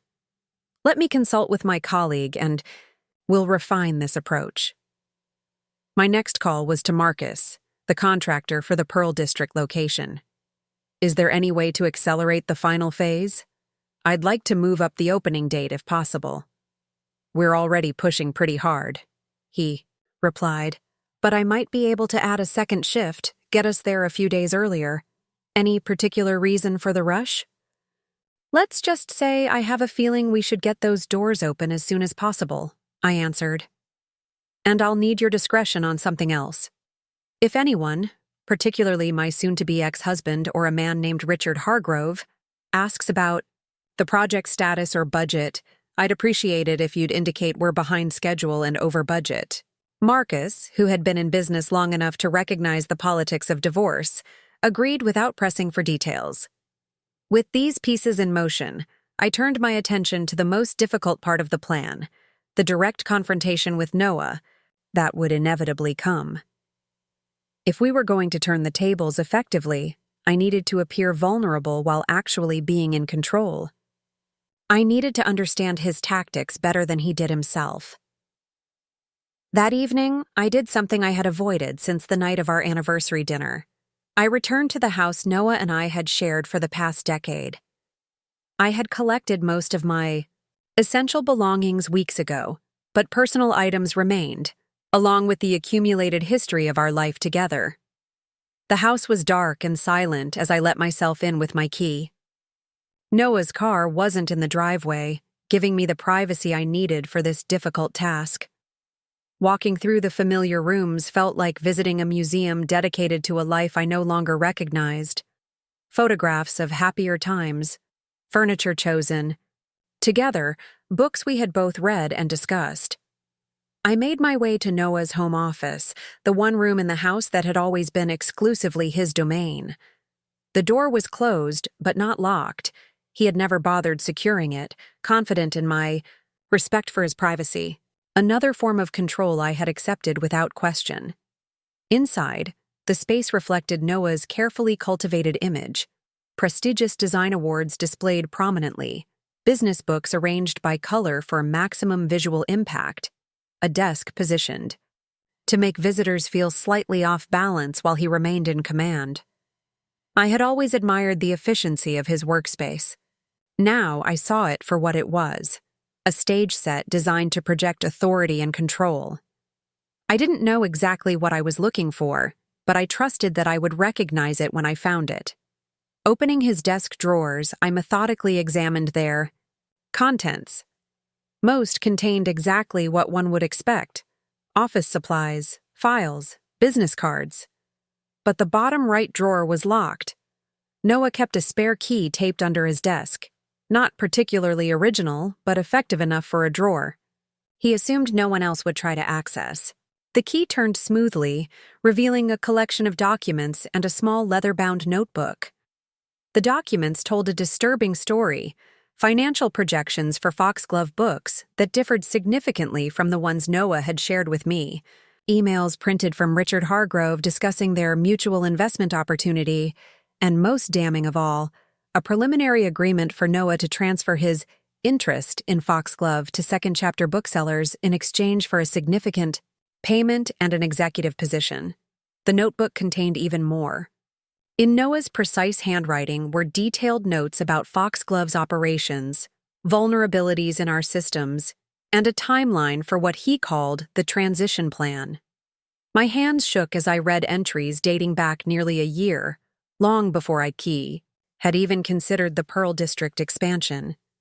This had never been about saving me from a bad business decision. This had been about acquiring an asset that Richard coveted and that Noah was willing to deliver, regardless of what it meant to me. I photographed everything, careful to return each item exactly as I had found it. The evidence was far more extensive than I had imagined, documenting a calculated conspiracy against not just my business but my financial independence. As I locked the drawer and returned the key to its hiding place, I heard the front door open. Noah's voice called out, "Hello? Is someone here?" I froze, calculating my options. I could try to sneak out, but the risk of being caught would make me appear guilty. Better to control the narrative. "It's me," I called back, stepping out of the office into the hallway. "I came to pick up some more of my things." Noah appeared at the end of the hall, surprise evident on his face. "Audrey, I didn't expect to see you here." "Clearly," I replied, gesturing to the box I had brought for collecting personal items. "Don't worry, I'm just getting some books and photographs. I'll be gone soon." He moved closer, his expression shifting to one of careful concern. "How are you? I've been worried." The audacity of his concern, knowing what I now knew, was almost amusing. "I'm fine," I said neutrally. "Busy with the expansion." "About that," Noah began, his tone sliding into the business mentor voice I had once found so reassuring. "I've been reviewing the numbers again, and I really think you should reconsider the timeline. The holiday season is risky for a new location." I allowed a hint of doubt to creep into my expression. "The costs are running higher than expected," I admitted. the lie coming more easily than I had anticipated. The contractor says we're behind schedule too. Noah tried to hide his satisfaction at this news, but I caught the slight upward turn of his lips. I'm not surprised. Construction projects always exceed initial projections. That's why experienced guidance is so valuable. Maybe you're right, I said, infusing my voice with reluctant consideration. Maybe I did take on more than I can handle. There are still options, Noah offered, stepping closer. Richard has expressed continued interest in the concept. A partial investment could alleviate the immediate cash flow concerns while allowing you to maintain creative control. The trap was baited, and Noah had taken it immediately. I looked away, pretending to consider his suggestion while hiding the triumph I felt at confirming their plan so easily. I should go, I said finally. But I'll think about what you said, about Richard's offer. Noah walked me to the door, his posture relaxed and confident, the stance of a man who believes he's winning. Call me if you want to discuss it further. Despite everything, Audrey, I do want Foxglove to succeed. I know you do, I replied. The double meaning of my words lost on him. Just not the way I had planned. As I drove away, the final pieces of our counterattack began to align in my mind. Noah and Richard thought they were closing in on a vulnerable target. They had no idea they were walking into a trap of my own design. Everything is in place, Diane said, reviewing the documents spread across the conference table in her office. The cease and desist order regarding business interference. The amended filing establishing Foxglove as your separate property with extensive documentation. And, most importantly, the evidence of conspiracy between Noah and Richard Hargrove. It had been 5 days since my discovery in Noah's office. 5 days of careful preparation and strategic moves. The James Mitchell book signing had gone forward successfully despite the canceled order, with a line of fans stretching out the door and around the block. The Pearl District location was now ahead of schedule thanks to Marcus's additional crew, though Noah still believed we were falling behind. Most crucially, the misinformation campaign was working. Noah had called, twice to check in on the expansion, each time offering Richard's assistance with increasing urgency. What about the restraining order? I asked, referring to our application to legally bar Noah from Foxglove's premises and systems. Approved this morning, Diane confirmed, adding another document to the stack. Effective immediately. And the opening date for the Pearl District location? Still set for next Friday, 5 days earlier than originally planned and 10 days ahead of what Noah believes. Diane allowed herself a small smile of satisfaction. The invitations to the private opening event went out yesterday, including the ones to the business press. The business press had been my idea, specifically inviting journalists from several industry publications to cover the expansion of an independent bookstore in the age of digital retail. It would provide public witnesses to whatever confrontation might occur when Noah and Richard realized they had been outmaneuvered. What do you think their next move will be? I asked, studying the timeline we had constructed of Noah and Richard's actions. Diane considered this. Based on what we know, they've been positioning to offer financial assistance when, not if, the expansion creates a cash flow problem. Noah's repeated attempts to discuss Richard's investment suggest they're waiting for you to reach out from a position of vulnerability. But since I haven't, they'll likely accelerate their timeline, Diane concluded. The preliminary agreement you found in Noah's desk indicated they wanted to complete the acquisition before year-end for tax purposes. With December approaching, they're running out of time. So either I need to appear more desperate or they need to create a situation that forces my hand, I mused, the implications clear. Exactly. And given Noah's previous actions, canceling the book order, accessing your systems without authorization, I think we should prepare for something more aggressive. Diane's expression turned serious. Have you spoken with your bank about the line of credit? I nodded. Security protocols have been enhanced. Any changes to the account require in-person verification with 2 forms of ID. And I've moved operating. Funds to a new account at a different bank, just in case. Good. And the contractor has been paid through completion? Funds were transferred yesterday. Even if something happens to our primary accounts, the construction will be completed. I had learned from Noah's playbook, anticipate vulnerabilities, and address them before they could be exploited. Then I believe we're as prepared as we can be, Diane concluded, gathering the documents into a folder. Now we wait for them to make their move. I didn't have to wait long. That evening, as I was reviewing inventory orders for the new location in my small apartment, my phone rang with a call from Ellie. "There's a problem with the payment processor," she reported, her voice tight with concern. "None of today's credit card transactions are going through to our account." My heart rate quickened. "Since when?" "The system was working fine this morning. I noticed the issue when I was reconciling the day's sales about an hour ago. The transactions are being approved, but the funds aren't reaching our account." "Have you contacted the processor?" "Yes. They claim there's a security hold on our account pending review. They couldn't tell me who requested it or why." I took a deep breath, recognizing the move for what it was. It's Noah. He must still have access to the payment processing account. It was set up using both our information back when we opened. What do? We can't operate without being able to process payments.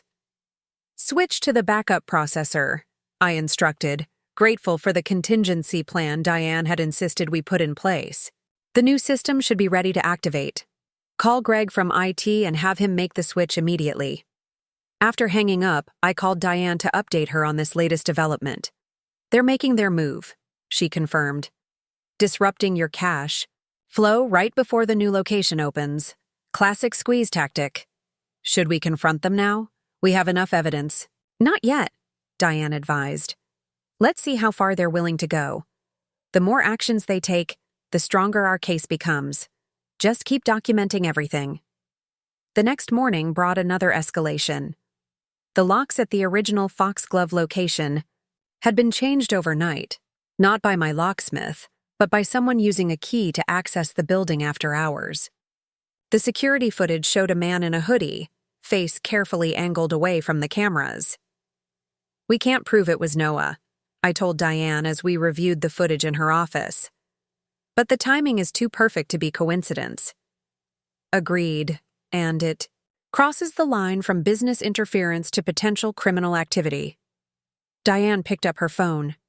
"I'm calling in favor of Detective Williams at Portland PD. We need an official police report." While Diane handled the police report, I met the locksmith at Foxglove to change the locks yet again, this time adding an electronic entry system that would log all access attempts. Ellie and the staff had managed to enter through the back door, which thankfully had been overlooked in the night's activities, and the store opened only 15 minutes late. "You seem surprisingly calm about all this," Ellie observed as we tested the new electronic locks. "I'm furious," I admitted, "but also prepared. Noah's playing a game he thinks I don't understand, using tactics he believes I can't counter." "And can you?" "Counter them, I mean." I smiled slightly. "Let's just say Noah isn't the only one who knows how to think strategically." My phone buzzed with a text from an unknown number. "We should talk about Noah and Richard's plans, not over the phone." Melissa again. I hesitated, unsure whether to trust her after our last meeting. While the information she had provided had proven accurate, involving her further could complicate an already delicate situation. Before I could decide how to respond, my phone rang. "Noah." "Audrey," he began when I answered, his voice carrying that perfect blend of concern and authority he had perfected over the years. "I just heard about the issue at Foxglove. The locks? How did you hear about that?" I asked, keeping my tone neutral despite the anger simmering beneath the surface. "Portland's a small city. Word gets around." A non-answer typical of Noah when he wanted to conceal his sources. "Is everything okay?" as well as can be expected. When someone breaks into your business and changes the locks overnight, I replied. Break-in? That's serious. Have you filed a police report? In process now, I confirmed, watching his reaction carefully when I added, complete with security footage. A brief pause. Good. That's good. Though sometimes these systems don't capture as much detail as you'd hope. I let the implication hang in the air between us, neither confirming nor denying what the footage might show. Did you need something, Noah? I'm in the middle of dealing with this situation. Actually, yes. I wanted to follow up on our conversation about Richard's interest in Foxglove.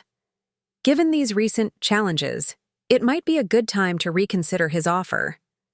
Security issues, payment processing problems, running and expanding businesses. Complicated. Having experienced partners can make all the difference. There it was, the move I had been waiting for. Noah, positioning Richard's investment as the solution to the very problems they had created. You know about the payment processor too, I noted, not bothering to hide the accusation in my voice. Ellie mentioned it when I called the store. This morning, he recovered quickly.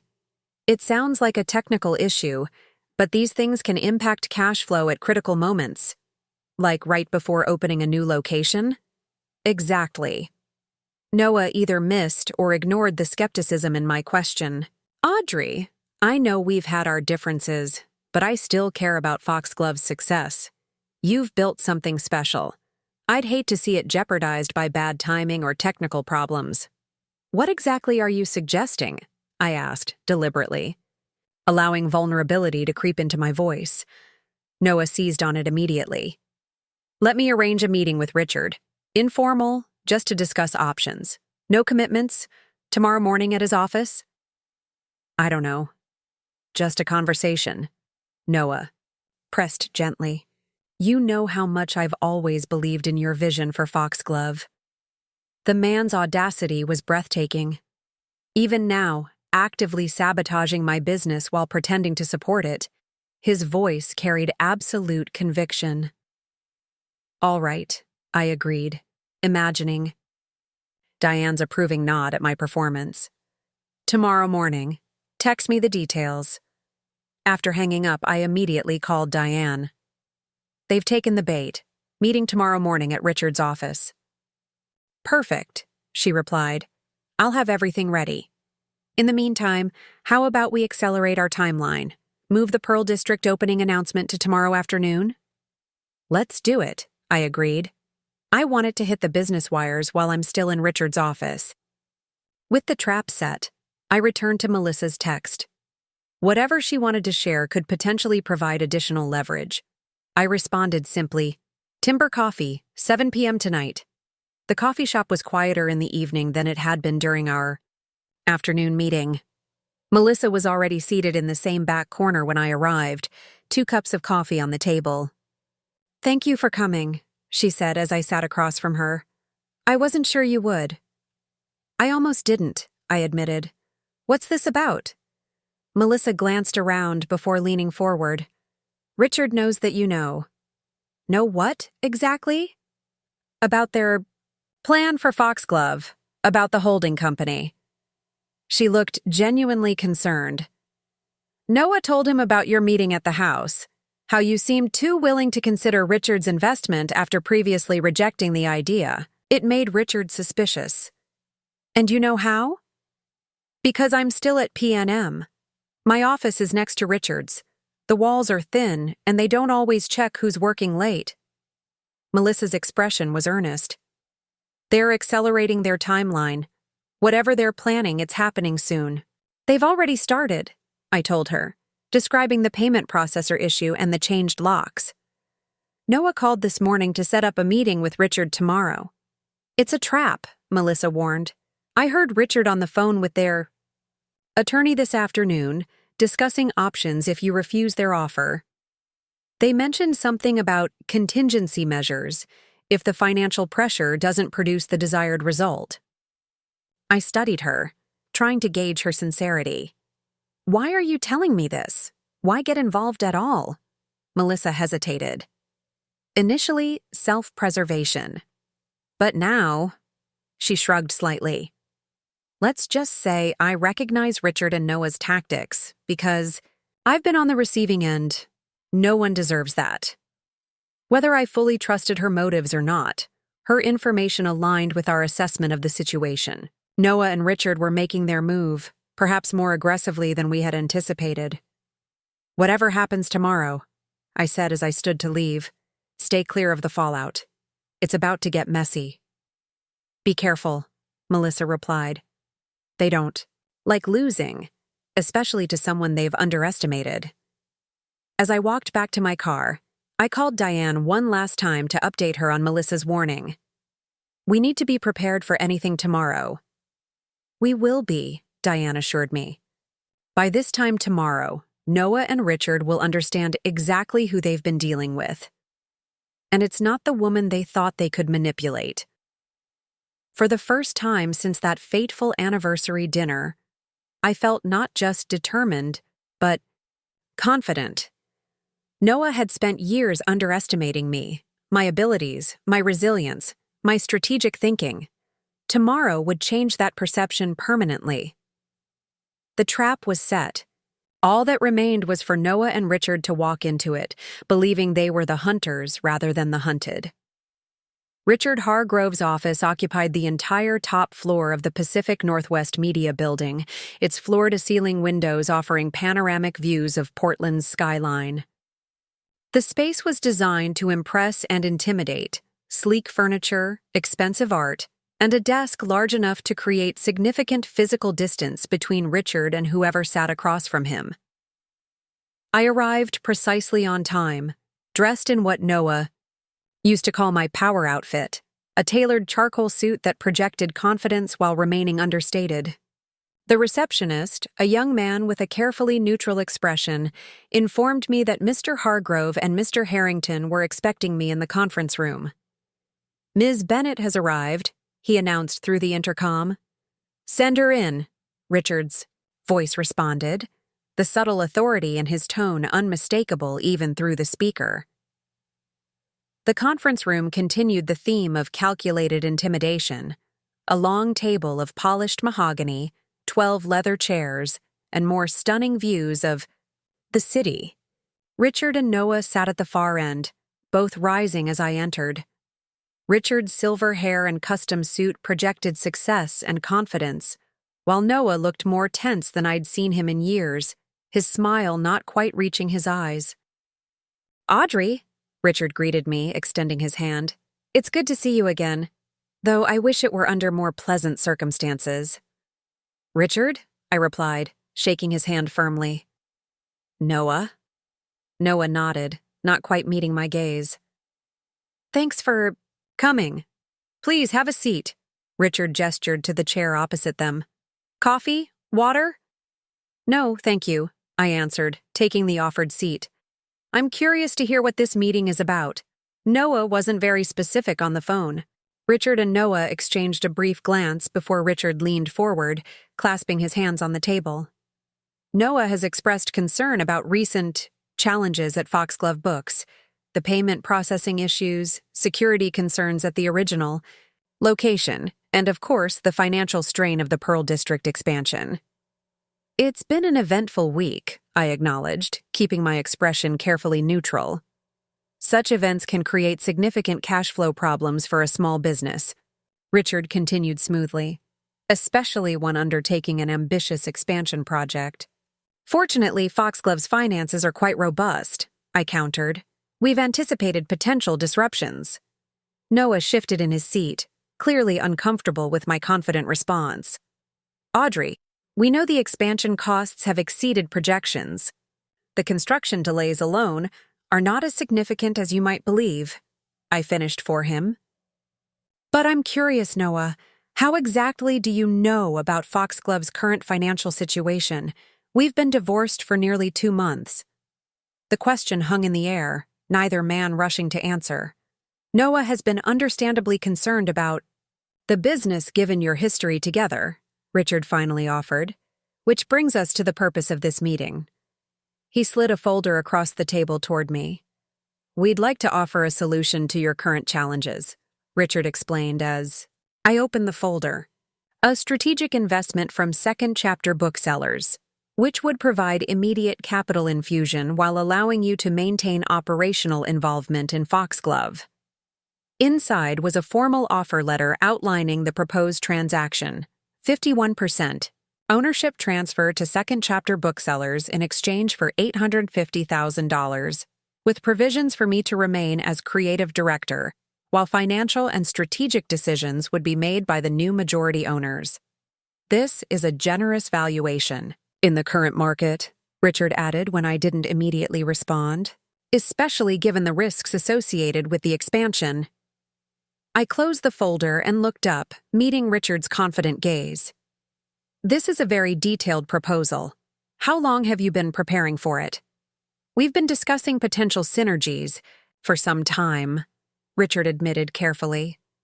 "Noah has always spoken highly of what you've built with Foxglove." "I see," I said, removing my phone from my purse and placing it on the table. "And when exactly did Noah first approach you about acquiring my bookstore?" Noah stiffened visibly. "That's not what happened. I was concerned about the expansion risks and asked Richard for advice." "February 17th, I interrupted, looking down at my phone screen. "According to emails between you and Richard, that's when you first discussed the acquisition opportunity presented by Foxglove Books.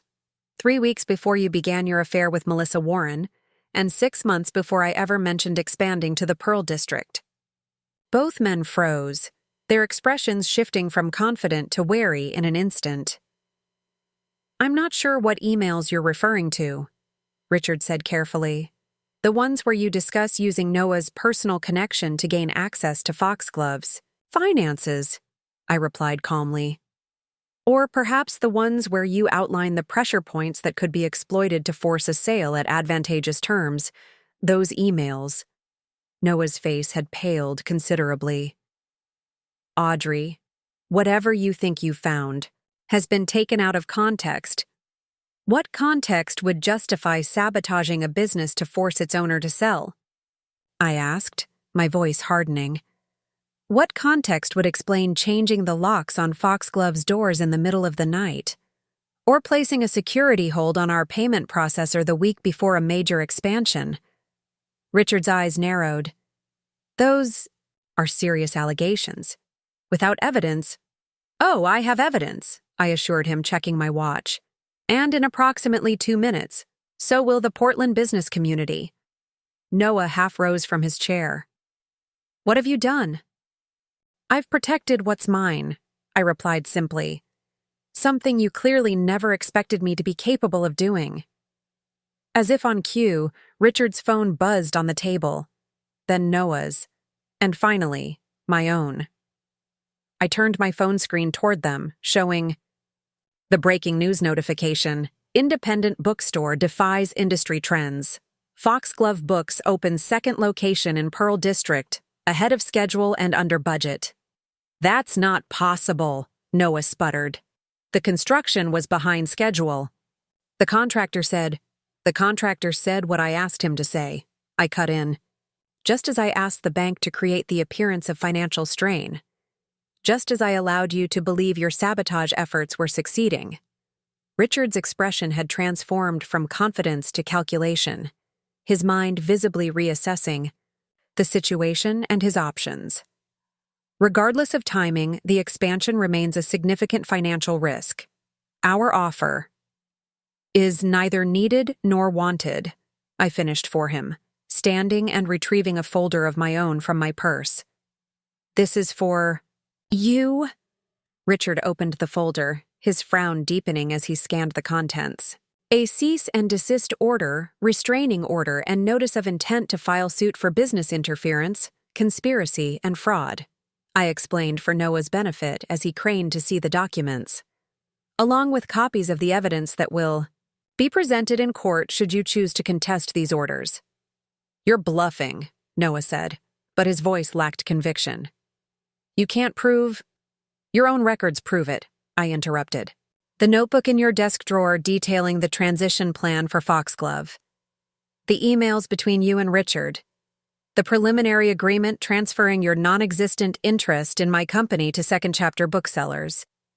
Noah's expression crumpled as he realized the extent of my knowledge.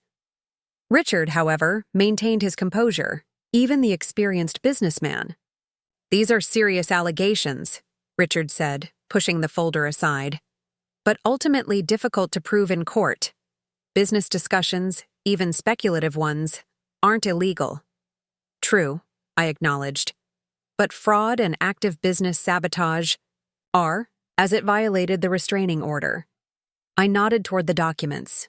A judge has already found sufficient evidence to issue preliminary orders. Are you prepared for what might emerge during discovery and a full trial? My phone buzzed again with another news alert, this one featuring photos of the nearly completed Pearl District location. The accompanying article detailed the expansion's financial structure, specifically noting that it had been accomplished without external investment and had come in under the projected budget. The press seems quite interested in Foxglove's expansion, I observed, showing them the article. Particularly how an independent bookstore can succeed in the current retail environment. I've been asked to give several interviews about our business, model and growth strategy. The implied threat was clear. Any further action against Foxglove would play out in public, with the narrative already established that the business was thriving despite attempts to undermine it. Richard assessed the situation with the cold calculation of a man accustomed to cutting losses when necessary. Perhaps we've misunderstood each other's intentions, he offered, attempting to create an exit path. Simple business discussions have been misconstrued as something more nefarious. There's no misunderstanding, I replied firmly. The restraining orders are effective immediately. Neither of you is to contact me, enter Foxglove premises, or interfere with the business in any way. The remaining legal matters can be addressed through our respective attorneys. Noah finally found his voice again. Audrey, this is insane. We were trying to help. No, Noah, I cut him off. You were trying to take what wasn't yours, just as you've always done, with your affairs, with Foxglove, with my self-confidence. But it stops now. I gathered my purse and turned to leave, then paused at the door. Oh, and Noah, the security footage from Foxglove showing someone changing the locks. It's been forwarded to the police with a formal complaint. Detective Williams was particularly interested in the part where you used your old key to enter after hours. Noah's face drained of what little color remained. You wouldn't... I already have, I replied simply. Actions have consequences. It's time you experienced some of yours. With that, I walked out, closing the door firmly behind me. The Pearl District location of Foxglove Books opened to the public exactly 1 week later, on a crisp December morning that promised perfect holiday shopping weather. A line of customers stretched down the block, drawn by the pre-opening publicity and the promise of appearances by 3 best-selling authors throughout the day.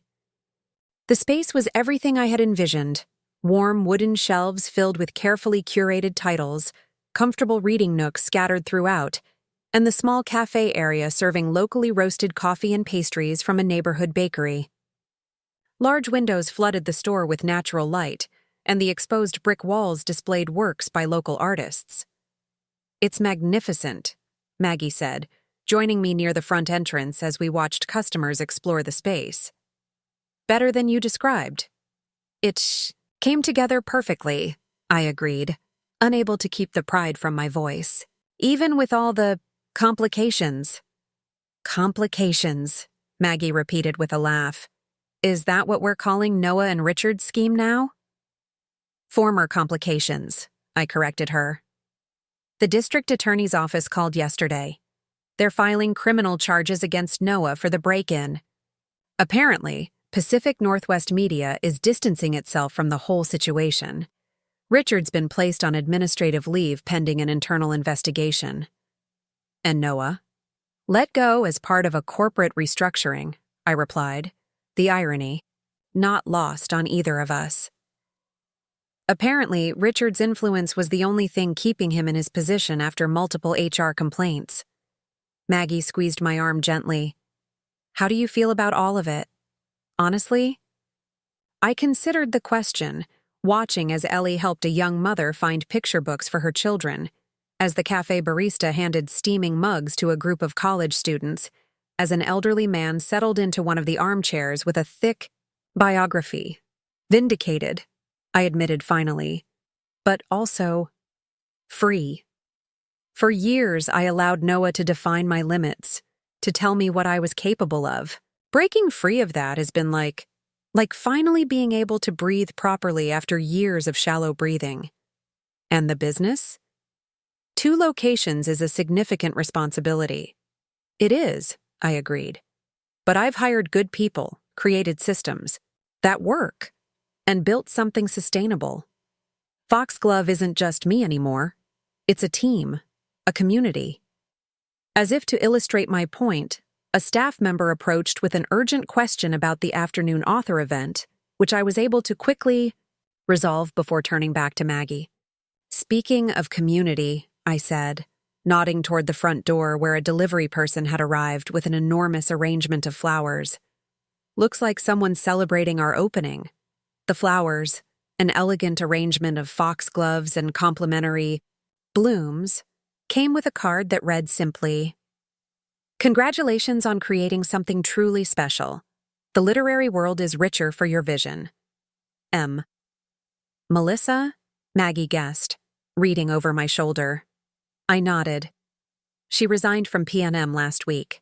Accepted a position with a smaller agency that specializes in literary marketing. Are you two friends now? Maggie asked, her tone carefully neutral. Not friends, I clarified, but not enemies either. She made choices I wouldn't have, but in the end, she chose to do the right thing when it mattered. Throughout the day, as customers filled the store and sales exceeded even my most optimistic projections, I found myself pausing occasionally to simply observe the space I had created. The dream I had fought for.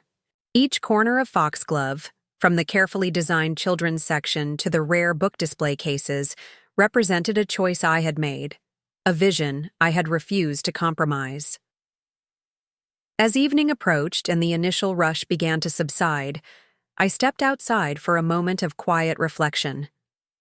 The December air was cold but invigorating, the streetlights just beginning to illuminate the busy shopping district. My phone buzzed with a text from Diane. "Congratulations on the opening. Noah's attorney called. They're willing to discuss settlement terms for the business interference claim." I smiled slightly, tucking the phone away without responding. That was a decision for another day. Tonight was for celebrating what I had built, not dwelling on those who had tried to take it from me. 2 years after that fateful anniversary dinner when Melissa's call had exposed Noah's betrayal, I stood in front of my thriving business. Not as Audrey Harrington, Noah's wife who ran a cute little bookstore, but as Audrey Bennett, owner and CEO of Foxglove Books. The journey from that moment of public humiliation to this quiet triumph hadn't been easy. There had been legal battles, financial challenges, and moments of doubt. But standing here now, I knew with absolute certainty that answering that call and putting it on speaker had been the catalyst for the most important transformation of my life. Noah had thought that exposing his affair would devastate me, would force me to compromise and accept less than I deserved. In my marriage, in my business, in my life, he had seen only what he wanted to see. A woman defined by her relationship to him, a business succeeding despite, rather than because of its founder's vision. How wrong he had been. Inside Foxglove's warmly lit space, readers of all ages explored. Worlds contained within pages, staff members shared recommendations with genuine enthusiasm, and the community I had envisioned from the beginning was taking shape around a shared love of literature. This was what success looked like. Not the power plays and manipulations that had defined Noah and Richard's world, but the creation of something authentic and valuable. Something entirely mine. As I turned to go back inside, I caught a glimpse of my reflection in the store window, confident, serene, whole. The woman who had once adjusted her emerald dress in a restaurant bathroom, desperately trying to save a marriage that wasn't worth saving, had become someone else entirely. Someone stronger, someone wiser, someone who answered when life called, and wasn't afraid to put it on speaker for everyone to hear. Looking for more? We've got 2 amazing stories ready for you right on screen. If this one touched you, these are absolutely worth your time. Click to watch them now. And hey, subscribe and hit that bell to never miss our latest uploads.